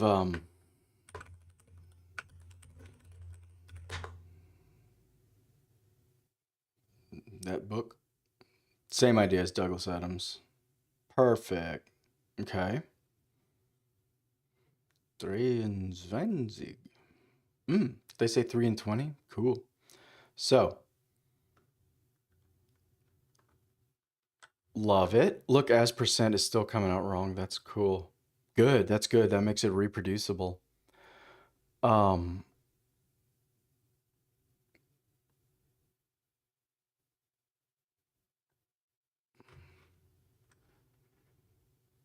Okay, so now I know what I need to do. I need to now I could use that environment variable. I'm not. I'm hard coding it for now. I'm hard coding it. That printing that URL for clickability is not meant to be a long term. It's exactly what I was saying. That's temporary scaffolding. So let's just go into Langsmith. If I just reload, yes, fixed. And so then how do I find a particular thread?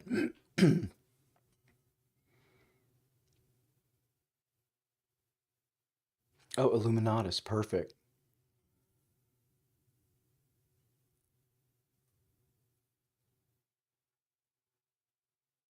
Numbers dash 8430570. Oh, that's really awesome. I concatenated. I think I remember doing that. Okay. 1 cent, 1 US cent to run the tokens. Thank you.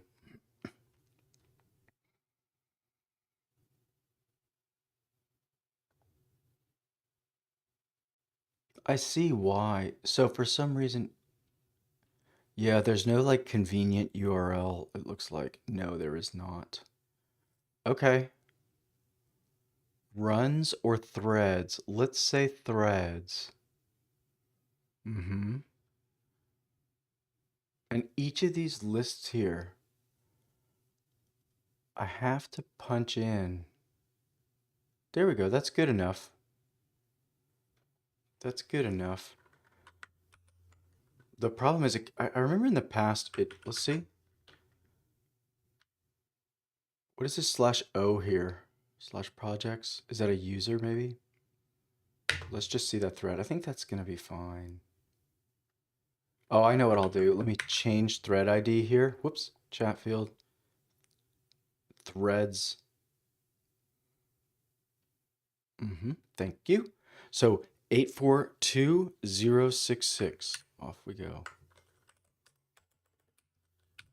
Come on, Schwartz.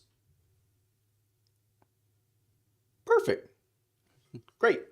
So that's my base URL in both languages. Let's see. Paste, right? So this is kind of a base here, Langsmith. I think I'm just going to do it in one huge string. Yep, I'm going to do it in one huge string. And then this thread ID, let's see, what did that print out? Aha, perfect. Thread ID is perfect. Yeah, of course it is. That's the thread ID. So that goes here. Thread ID. Close the string. Open the string. That's the trace URL. Yes. That's it. So it's super hard coded, but it's one line of super hard coded code. It's so if I copy that and let's switch over to the interviewer. Cool, we changed languages. Paste. So trace URL equals backtick. Thread ID like that. Like that. Backtick. Done. Okay, so it should be correct in both languages. That should fix itself. What's going on? Why are you mad at me? Calm down. Is it that slow to rerun? Trace URL. I don't see any trace URL. Yeah. Okay.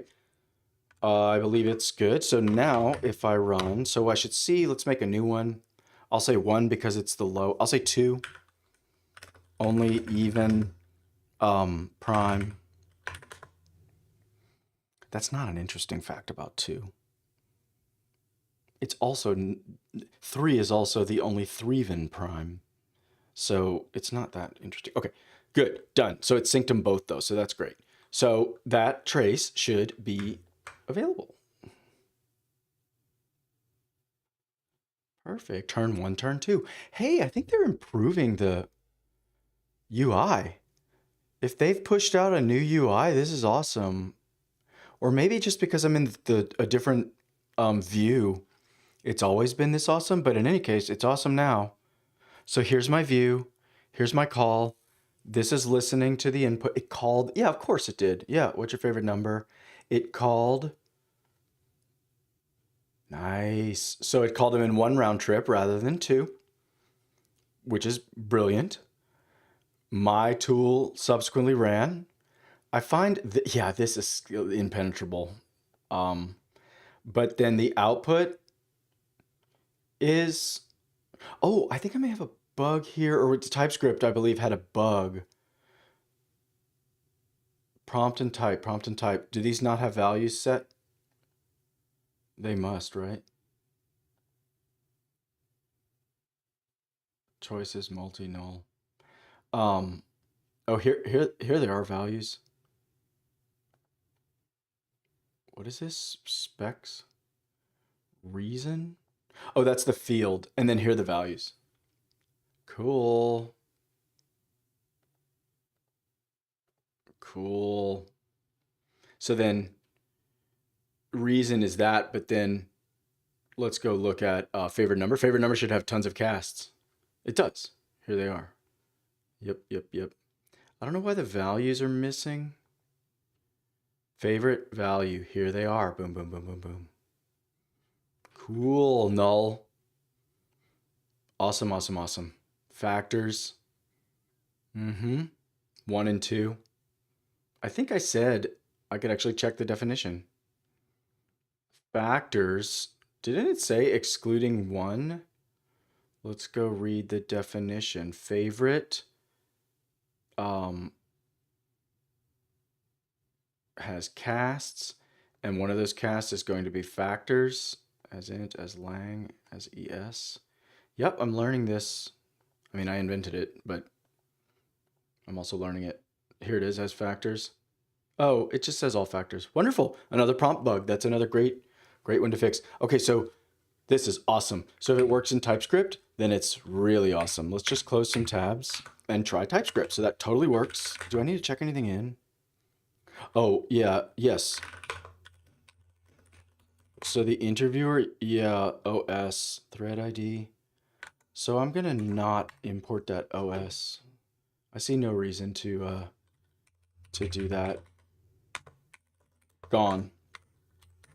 I'm gonna check in that space.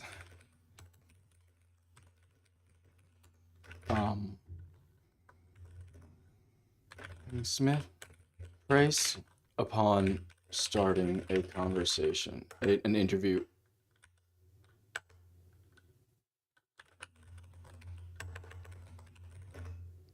Is that literally the go function? Yeah, it is in the go. Starting a conversation in .go. I'll know what I mean. I think before I ship, I may rename that method a little bit. I don't think Go is going to survive MVP shipping. So, wonderful. What's changed in VS Code? Oh, yeah, fine. Okay, good. So now we're in TypeScript. TypeScript. Source. What's changed? Interview. So I remember I had totally unrelated changes. I'm not going to check those in just yet. That was unrelated. Interviewer. Come here. Log. Okay, just the thread ID stuff. So yeah, let's add that in. Stop it. Dash patch. No. Yes. Commit. Dash man. See head. Okay, so now this commit has both languages. Sweet. Yep. Exactly the same. Super happy. And so presumably the let's go and run a debugger on favorite number. We should be all like good to go. Let me just, I don't want to get too superstitious. Let me just refresh that. And then what is F5? Let's just see. Yeah, create number interview, whatever that means. Okay, go. Favorite number. Didn't I have that problem? Wasn't that just like a syntax error or something? Did I do the same thing? Favorite number. Where's the like language? Uncaught exception. Found interrupts. Oh, interesting. Do I have like syntax errors? Interrupts is in the interviewer. Oh. Trace URL, console.log. Oh. I think new conversation. Let me look at the change. Yeah, that's totally wrong. It's like that. That's totally wrong. Yep. Totally wrong. Let me put that back in. No. Yes. Thank you. Sorry about that. Nobody saw that. Okay, let's go. Ready, go. Fixed it. Cool, what happened? Interviewer, right? Favorite numbers, go. That's cool that it ran and didn't exit. Okay, so here we are back with this _done stuff. So I'm gonna allow it until the fields are done. Oh, let's just let that go. I feel good. So let me click that. Yeah. So there's the thread. So it's like my interview name and then my computer process ID, my operating system process ID.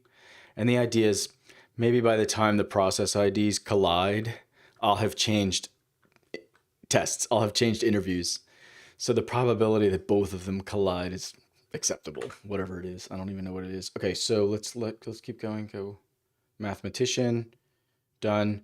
So I say I love 3 first odd prime UC. Right. Okay, so that's gonna be false for sure. All right, so there's a user input. So user input and reason have been set. So this should return true. Okay, so this is a bug. Oh, interesting. It catches me. I can't break on the return. I thought I'd break on the return. Did I click it wrong? Okay. Fields and is populated. Yes. Yes, yes, yes. And I remember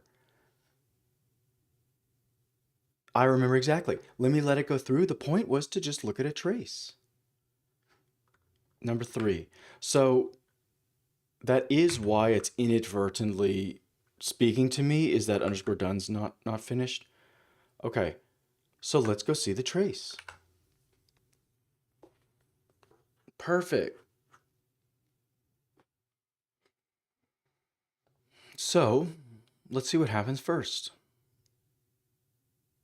Listen. So nothing's gonna happen until after listen. So listen runs. We get user feedback. Here it is. So now the user feedback is part of the state, basically. Yes. Yeah, it's a list of human messages there. And so then we think about that. And when we think about that, we call, where is that? Oh, it's here. We call a tool, or we tell the LLM about a tool, and it is going to call that. That's the favorite field, and so on and so on. Now wait, where's all these casts? Shouldn't all these casts be in here? As int. Oh, the TypeScript has it all disabled, I believe. Perfect. Yes, perfect. So that's good. So we just have a little parse as integer. As int, type integer. Perfect. So that's correct. And then these tool calls fire. That's the point. If I go down, so in this case, it's called it, I want to say, my understanding is this is, as far as latency, this is the same as one tool call with 2 parameters passed, because I believe it's just output 1 message with 2 tool calls embedded in it. And my understanding is that's the sort of thing that LangGraph can naturally handle very well, is doing that and reconciling that. And that's why I've been forced to write a reducer function. And I don't know if my reducer function is working. That could be the bug. So that's perfect. LLM's perfect. So we call some tools. So here's the point. This tools node, this is the input state. And this is more input state. So the tools are claiming success. But if I look at the interview roles, let's look. Oh, this is input. So input is definitely not going to have it populated. Okay, so I think I already see the problem. This is the output. We've got tool calls and no state update. I think that's the problem. So let's just go look at Python and see if that's how Python is working, right? Because this is where it logs. Let's just go find it. Interviewer, yeah, it's definitely here. Tool, update tool. How's that work? Run underscore tool. I forgot my own code here. And then it's process tool input. Actually, let's not read that. Here it is, state update. Yeah, here's the code. So this is the state update, so it's empty. We add messages to indicating a complete run. I'm actually a little surprised that we get two outputs there. Messages. Does it run the tool twice? It must. Is that what happens? Yeah, it runs the tool twice. Okay, so on my side, back when LangGraph is like routing and processing, it goes to my tool. Let's see. I'm trying to decide, does it execute the tool node? Yeah, it must, because this is my logging format for a tool node. What's that? Come here, tool node. Yeah, I mean, yeah, um, this is a bit, yeah, this is a node as far as LangGraph is concerned. Okay, so then where does it route home? It's gone to the tool node twice, but it seemed to me that wouldn't that imply potentially like a fork, like there's two routes now. Route from tools. Maybe it's like consolidated. Maybe it kind of abstracts that. Maybe it does that. Okay, state interviews a plain object rebuilding, fine. Route from tools. Number. And then we're in think. Route from think. Yeah, okay. I'm not gonna overthink that. So that's the node. So I believe the tools does not update the state. And so then in Python, here it is. There goes the messages. And then it literally checks, did something change? If it did, we need to update the state. I bet that code's missing in TypeScript. Let's go look. So that's run tool. To what extent run tool? That's not a thing. Run underscore tool. Here it is. Here it is. Perfect. Perfect. Good. I'm happy with that. So we get the state from the interview. We process the tool input. We post interview model. We dump the model. Oh yeah. And pre-interview model. Yep, totally. And then does that model dump make a memory copy? I hope it does. Yes, it does. It does it the cheeky way, but that's fine. That's perfectly fine for now. Perfectly fine. So then, where was I? Can I go back? Oh, that's nice. So, model dump, post interview. So here's my update. We add the tool messages for sure. So that is working. And then I think this is not working. I think that's the problem right here. I think this never runs. Let's stop on this if. That's the point. Pre-interview model and post-interview model. For some reason, this is evaluating false, or it's evaluating true, and then somehow that state update is not. Oh, wait, do I need to pass an update argument? Args, command params, args. Define, wait, do you have a big, cool, command, update. Yeah, you pass this update. You pass this update. Yeah, that's correct. You pass it exactly like that. And the tool messages are appending in. And they're running one at a time, exactly like Python does. Or, yep.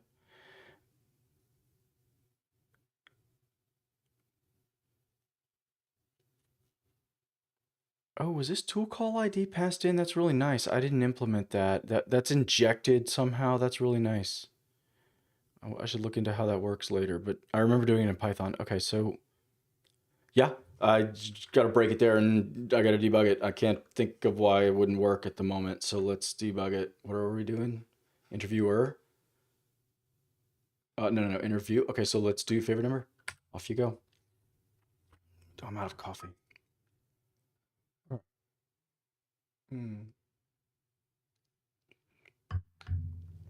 What am I gonna do? Let me just stop breaking here. I can do that later. It just runs too many times. Okay.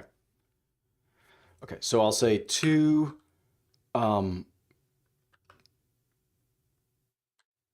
Let's just do one of them.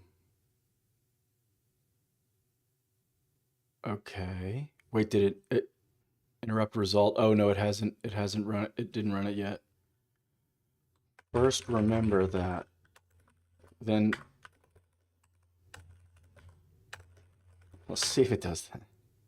Yeah, it did. Okay.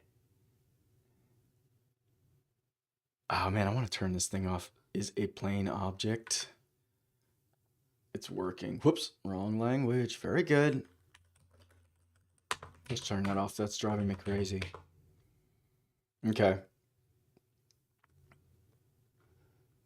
I've noted it. Thank you. So now that you've done that, it still didn't,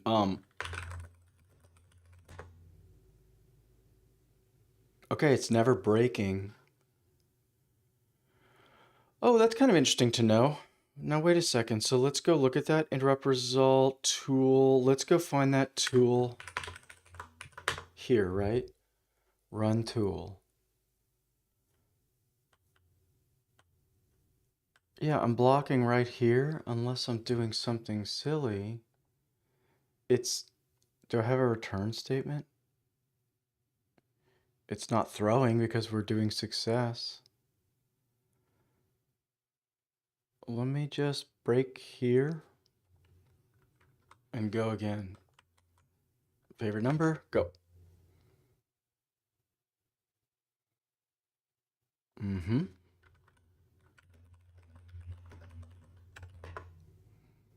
Mm-hmm. Still not breaking. Wait, is something wrong? TypeScript? Yes. Reason, thank you, thank you. Something's wrong. Am I making, here's the TypeScript. Do this, right? Raise, throw. Yeah, exactly. Throw. Mm-hmm. So if I kill it and I run it from the Hitchhiker's Guide to the Galaxy, right? Something like that. Misspelled it. Is it gonna throw? Okay, okay, okay. Good. That's making it very clear. Now this run tool is not highlighted.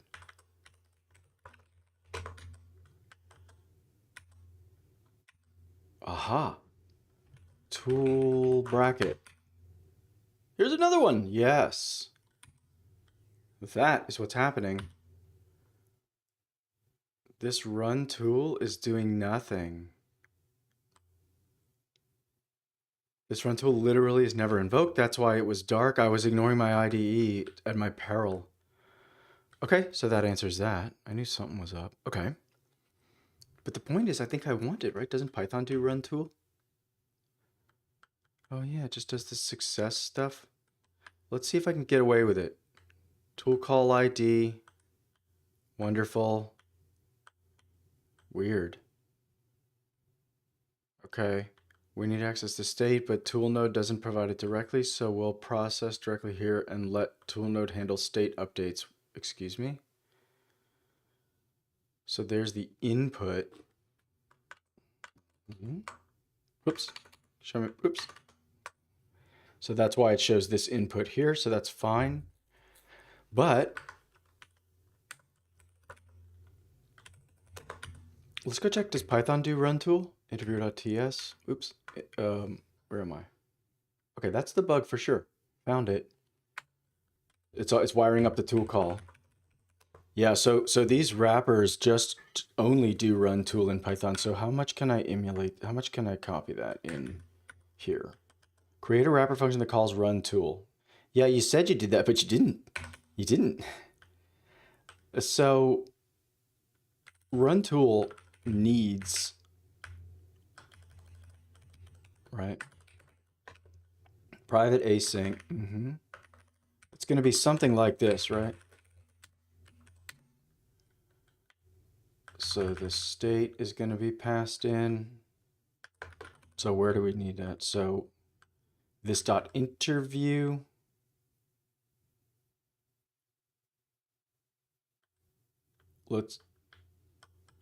Okay. Let's just try that, right? Tool call ID. So that run tool is expecting, let's just go see, what does it do in Python? Come here, Python. State, tool call ID, and then all other keyword arguments. So over in JavaScript, it's the same.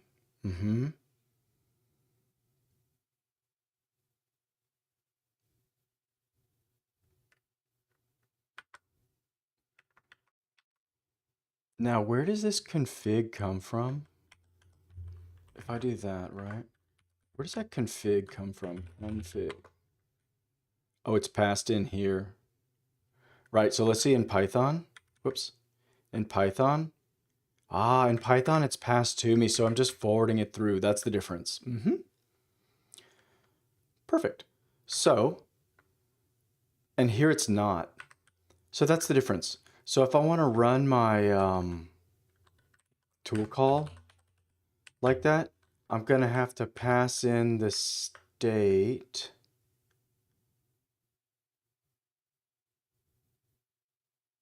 Oh, I see. Okay, I'm going to need to pass in the tool call ID. That's fine. And then the keyword arguments is going to be the input there, right? Yeah, the input. It would be like that, right? Return await. Something like that. But the point is, I think it's telling me there's no update wrapper function. There's no state tool, name, description, schema. Ooh, that's a mess. Okay.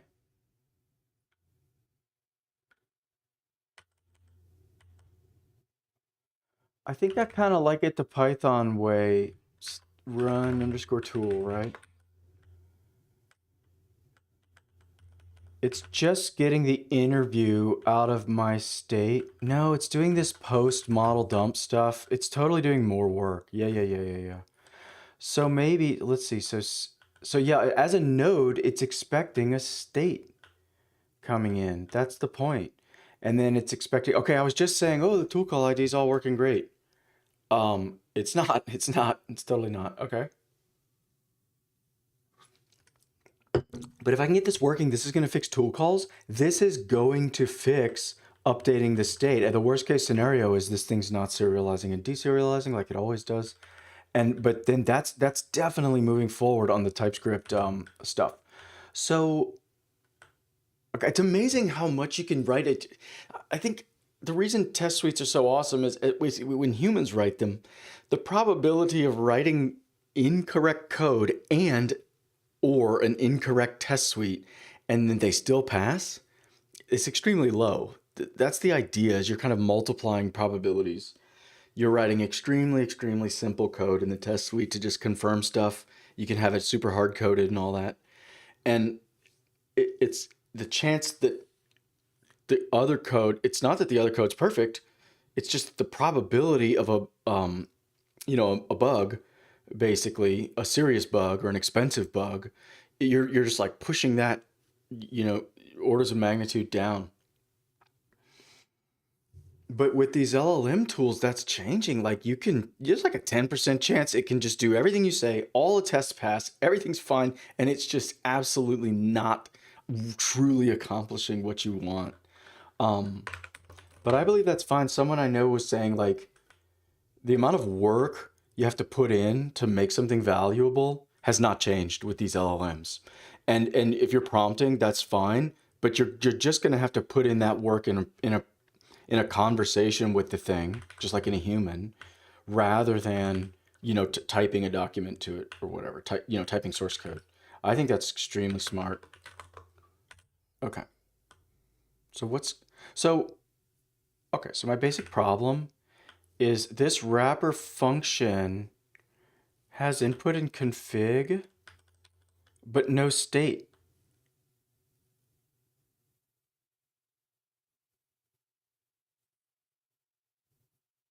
Yeah, that's totally the problem.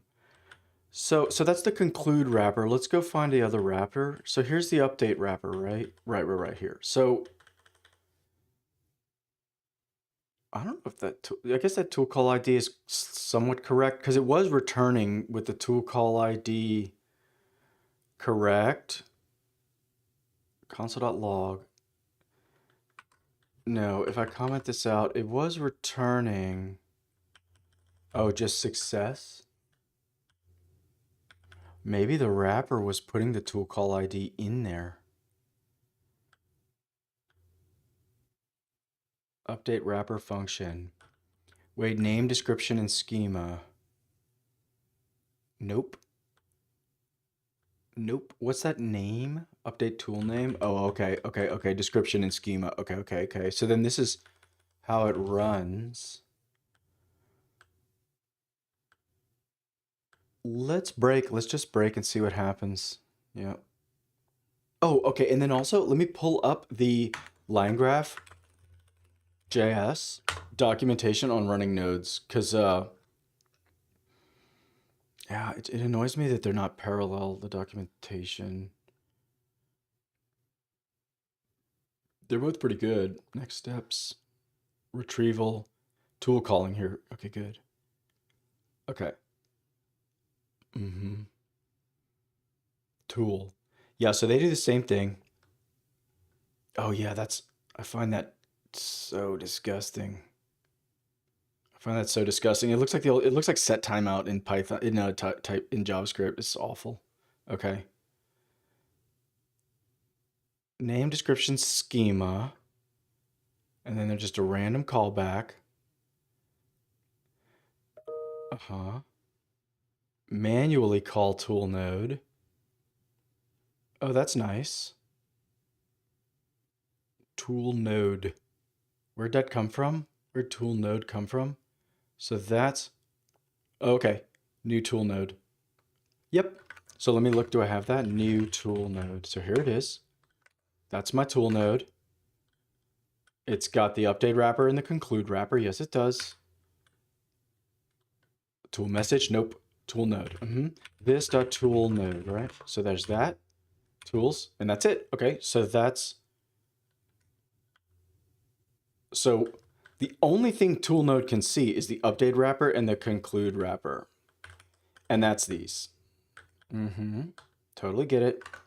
Name, description, schema. Okay. Wonderful. So these wrappers, they have no arguments. That's totally crazy. What can I do? In Python, there's all this dependency injection that can happen now. Message with single tool call. What? Tool calls. Oh, is that a message? Okay. Oh, okay. They're simulating tool calls. Wonderful. Args ID. So here's an ID. Typically, you don't. Yeah, exactly. You can also do parallel tool calling using tool node if you pass multiple tool calls. Right. It's exactly what I was in deducing. So that's awesome. Yep. Different IDs. And this is the response. Yep. Cool. Using with chat models. Yep. You got to bind, right? Don't I have to bind? Yep, here it is. Bind tools. And I've done that already. Bind tools. Oh, I've done a ton.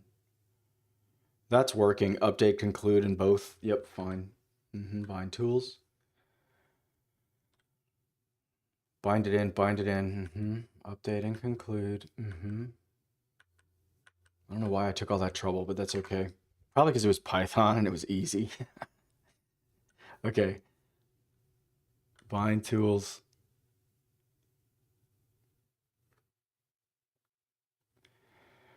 So that's good. So I'm doing that. So then there's the invoke. React agent. Let's see how to use a tool inside of a LangGraph graph. Yeah, exactly. Okay. So new tool node. So that's the same. So they're making a whole graph. Should continue. Okay, so this should continue is getting a state. So that's cool. Is that a route? Let's go look. Where should continue? So, yeah, that's a route. Okay, so should continue deciding on tools or end. Yes, it does.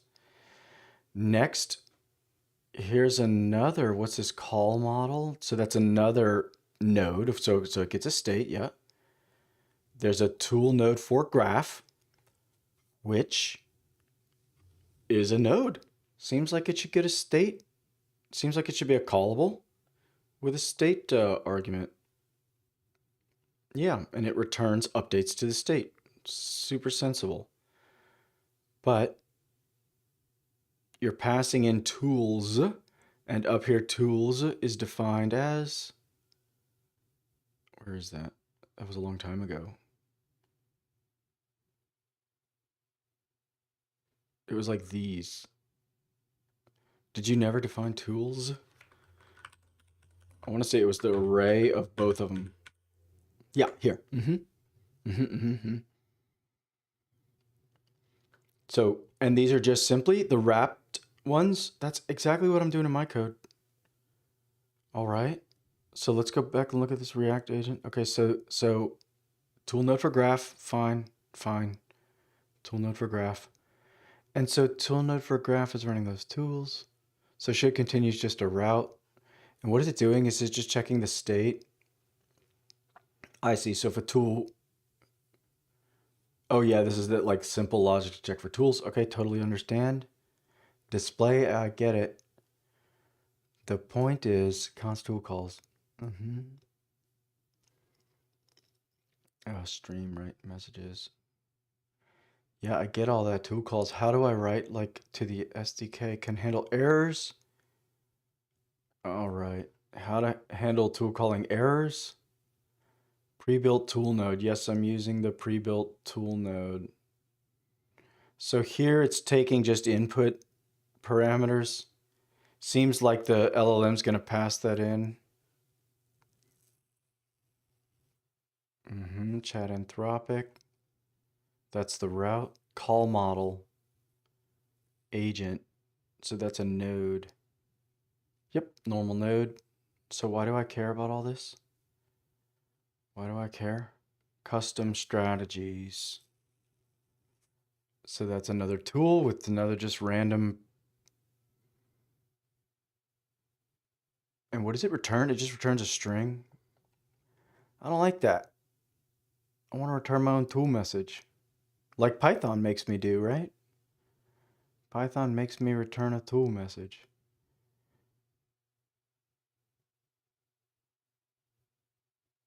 Icon generator 2. Tools by name. Nope. Okay, no. I don't see anything useful. Better model with tools. Fine. Should fall back. Whew, you're writing a lot of custom code just to... Okay. Cool. Yep. But this is doing nothing for like... Okay, I mean, my basic problem is when these tools run, let me pull it up, right? What was it? Wrap? No, not wrap interview with proxy. Yeah, update wrapper function. They're getting input and config, but where do I get the state? That's the point. How do I update the state? I mean, I could try just returning a random dictionary, a random object. Tool call 2. Oh, this is interesting. This is taking a state argument. So let's see what's going on here. Call tool 2. Call tool 2. Oh, is it looking at my... No. Oh, it's just a normal node. That's why.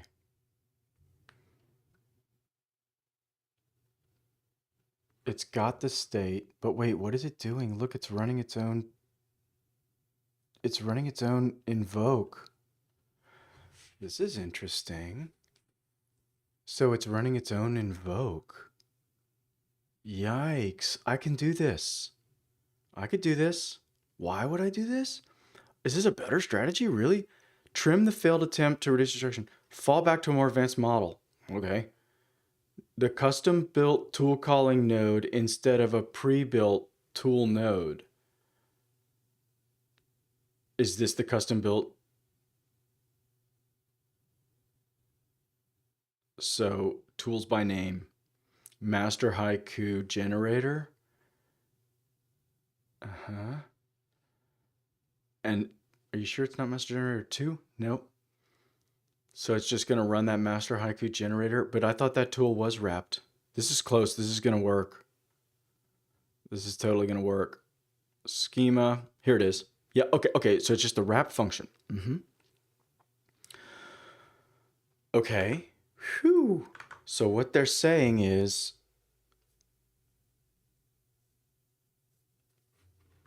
in this node,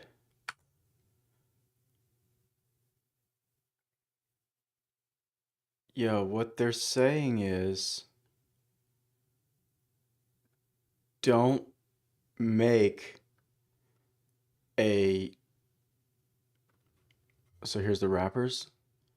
They're saying don't do this. Don't do this tool node.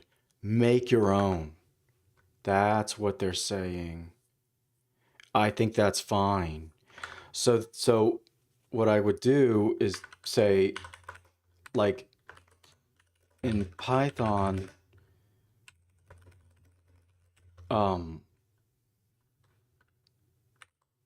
tool node is simply using the built-in tool node wrapper.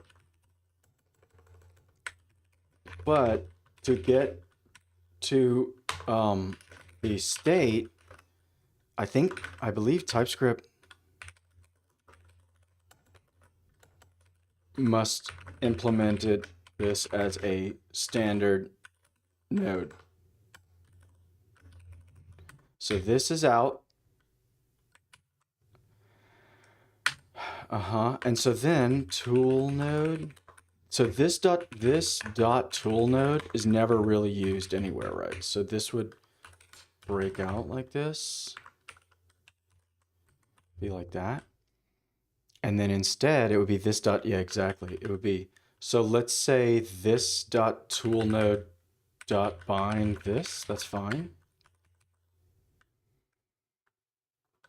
Right? I don't know what that means.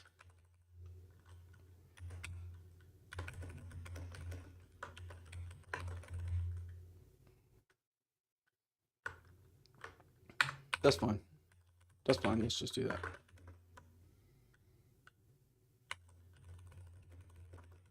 Okay. 5 minutes. Yeah, let's see how much I can get done. So with that gone, so now what we need is, let's see, initialize, think. I could put it after think, basically. It would go basically right here, private async tool node. And now I get state. Now I get state. That's what they're saying. And so then, that's fine. And so then, let's get a little implementation pasted in here. Let's just copy and paste first and ask questions later. So that, and then I'll paste this in. So what do I want here? Yeah. Fine, but do I care? So here's the tools, right? So it's going to decide what to, so in this code, master haiku, tools by name. So last message.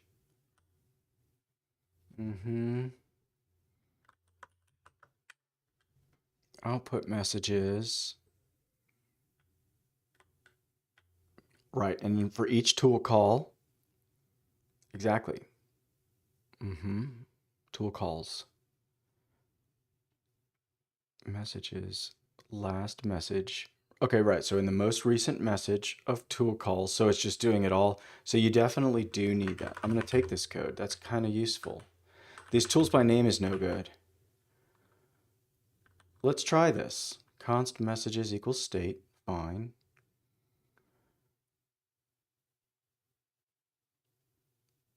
And then why are you freaking out about these tool calls? Possibly undefined. Can I do like a bang?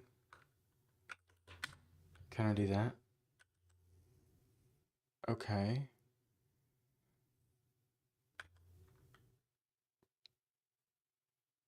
And so then here, oh, it just gave it a name. Ooh, that might work for me too. That might work for me too. I have a list of them, but I could easily just track them. Tools by name. Right. So if I go to my these wrappers, right? Update wrapper and conclude wrapper. Let's say, suppose I do this dot update wrapper equals tool, right? And this dot conclude wrapper equals tool. I could maybe just say this dot tools by name. Yeah, exactly. Sure. Thank you. Sure. Let's see if that works. Whoops. Let's see if that works.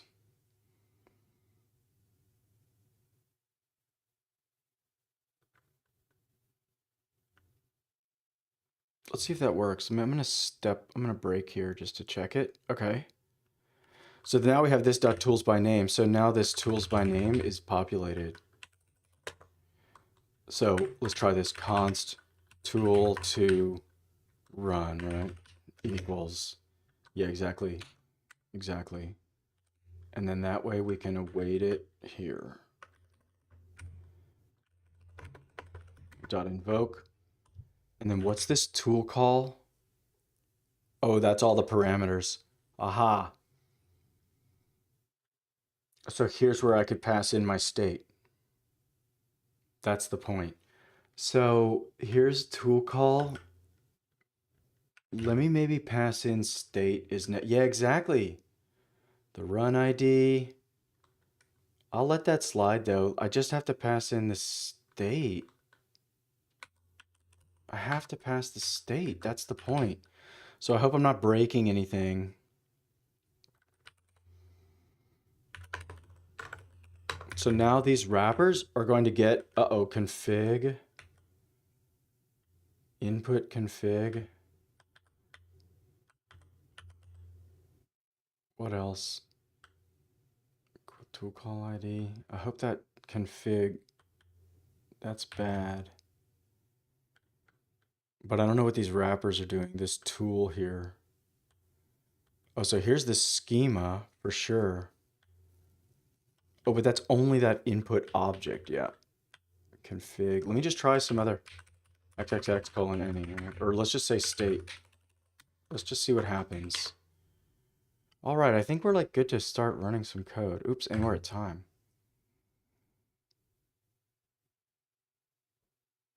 Perfect. So let me step over this and just double check that that looks good. Tools by name. And this thing could, in principle, not wrap with that tool wrapper. Where is that? Oh, it's this dot tools by name. Conclude and update number interview. Yeah, I guess so. Seems like that's a little wrong, but that's okay. Okay, so that's good. So I'm happy with that. Go. All right, so I'll say 1 because it's the first.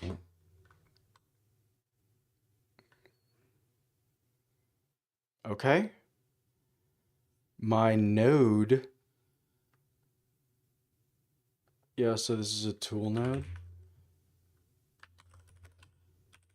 So, ooh, this tool node is not running. And then let me just break here, right? So let me just see, why is this tool node? Private tool node. Oh, that's totally wrong. That's totally wrong. So I need a private, what do I need? This dot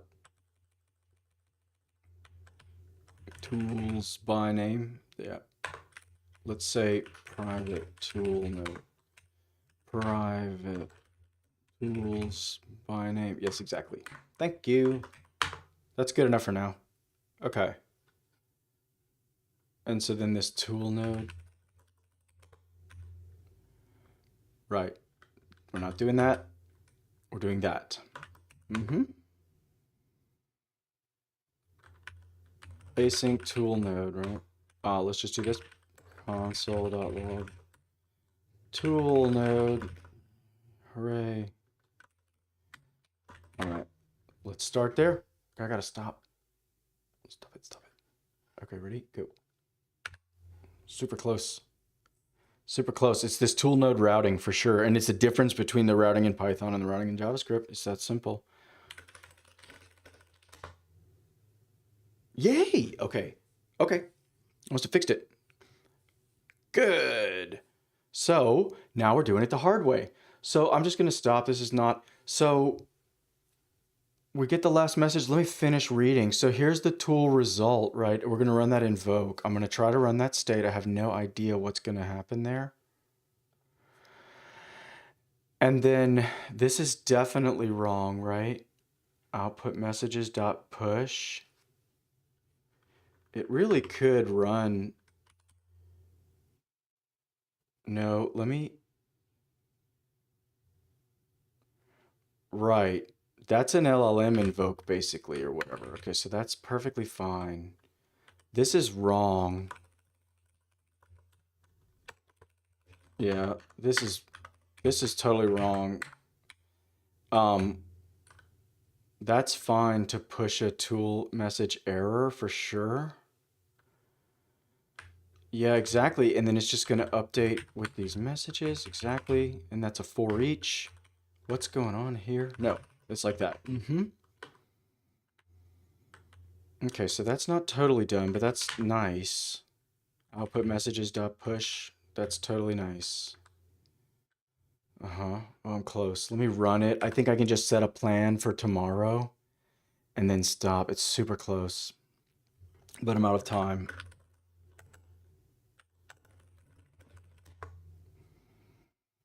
Okay, yay. So we're going to invoke. I'm just going to hit play. Hopefully it'll catch.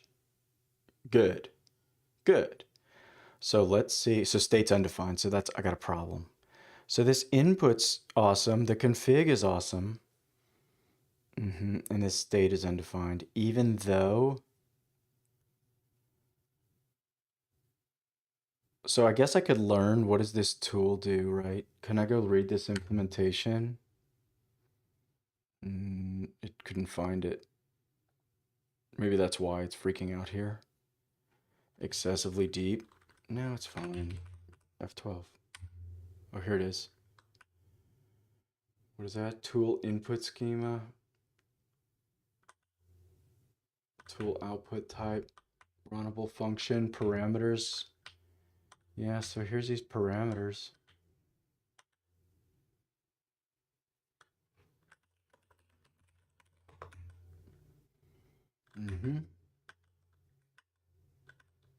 What is that? Parameters for the tool. Tool params. Name. Description. Schema. Content. Okay, so that's those extra parameters. I'm already doing that. And then what was that? Config. Yeah, tool runnable config. Oh, look. Tool output, tool runnable config. Here it is. Tool output, tool runnable config. There's no state in here. Yeah, there's no mention of state in here. Okay, good. I'm gonna close this. Okay, I just got to log. I'm sure I'll fix this. Got to figure out. Okay, so let me I'm gonna check it in incomplete though, but I'd rather check it in and push it. Okay, so I think I have totally, this has always been in there. Let me just check that in. Split out the .done code for debugging. All right, so that's fine.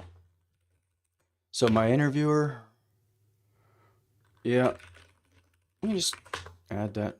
Split, yes, no, no. More logging. All right, I checked in one line there. Nope, we're not in validation yet because the tool calls are still busted. Tools by name.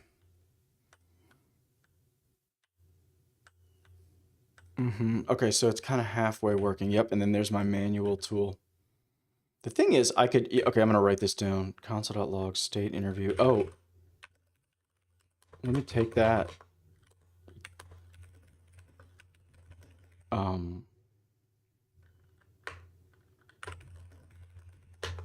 Okay, fine. So, I'm going to take all of this, except not those to-dos. To-do here, let me just go find that. So we don't want this. So, yeah, fine. Okay, so it's kind of halfway working. Halfway working. Tool, what am I trying to say? TypeScript. The implementation must, should, the implementation requires a full node, not the wrapper. Oh wait, let me just put that in my comments. Git commit. Did I not commit anything? No changes. Thank you. Dash all. Okay, so push it up and then I'll make a little comment. So where is, it's going to be here. Yeah, it's fine here. So the point is TypeScript cannot use the wrapper. I think the point is Python's just further ahead than TypeScript because I feel like I'm running like an older version, although I'm on version 1 of both now, right? 1.0.0 alpha. So I don't know. TypeScript cannot use the tool call. Is my audio working? I think, yep.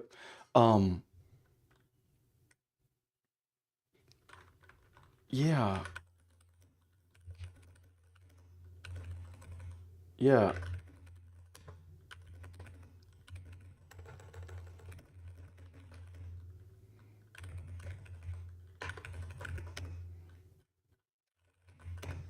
It needs to finish that. Just the tool node method, finish that. It needs to, I think, may not be, oh, I think, yeah, maybe just shoehorn like underscore fields, underscore state to the input, and the wrappers can extract it out. Or, so that'd be super bad. That'd be more tech debt. I mean, the problem is these wrapped functions only accept an input and a config unless my state is in that config. Or is the state in the config somewhere? I really want to try to run that and see it. Save. Let's just run that and see that. I could answer that question right now. 1, because it's smallest, right? Okay, yay. So I'm just going to let this thing invoke. Let's maybe break here. It's a long time from now, though, yeah. Config, got some tags, got some metadata. Interview. Wait, what is this interview object? But that's not the same as state. Config.messages. Hey, is that the state? Config.interview. Why is it saying config? I feel like that's the state. Callbacks, configurable, metadata, run ID. Ah, config.run ID. That's coming out false. But is the reason just because I invoked it? Or was that run with config? Nope. It was my dot invoke. Where was that? Here in the tool node. No, I try to pass the state and it doesn't even allow it. That's not even being passed in. That's also okay. But what is that config object? Let's go read it back in here. So what were the traditional tool calls that they did? Where they just wrap it? Here. Just a random input. Oh, they don't even say yet. Tool. Right? Mine's wrapped. Yeah, let me go back to my code here. Yeah, this gets wrapped right there. Tool, and it passes it in. Yeah, so this gets wrapped. So the input is fine, but what's this config? I could maybe assume it's the state. Right? Could I say like self.get state thing, right? This dot get state interview and pass it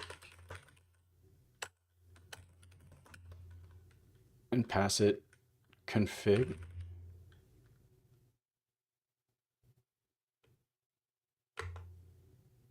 Yeah, the answer is yes. The answer is totally yes. That's kind of working. Dot underscore done. Nice. Right, because we have to add them. Okay, so that's... And then are the messages in here too?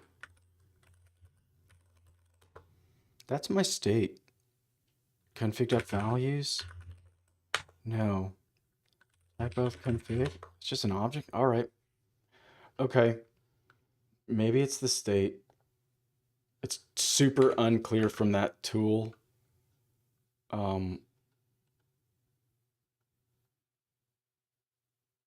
Call here. Okay. Let me just leave that in my message. Actually, in fact, config parameter and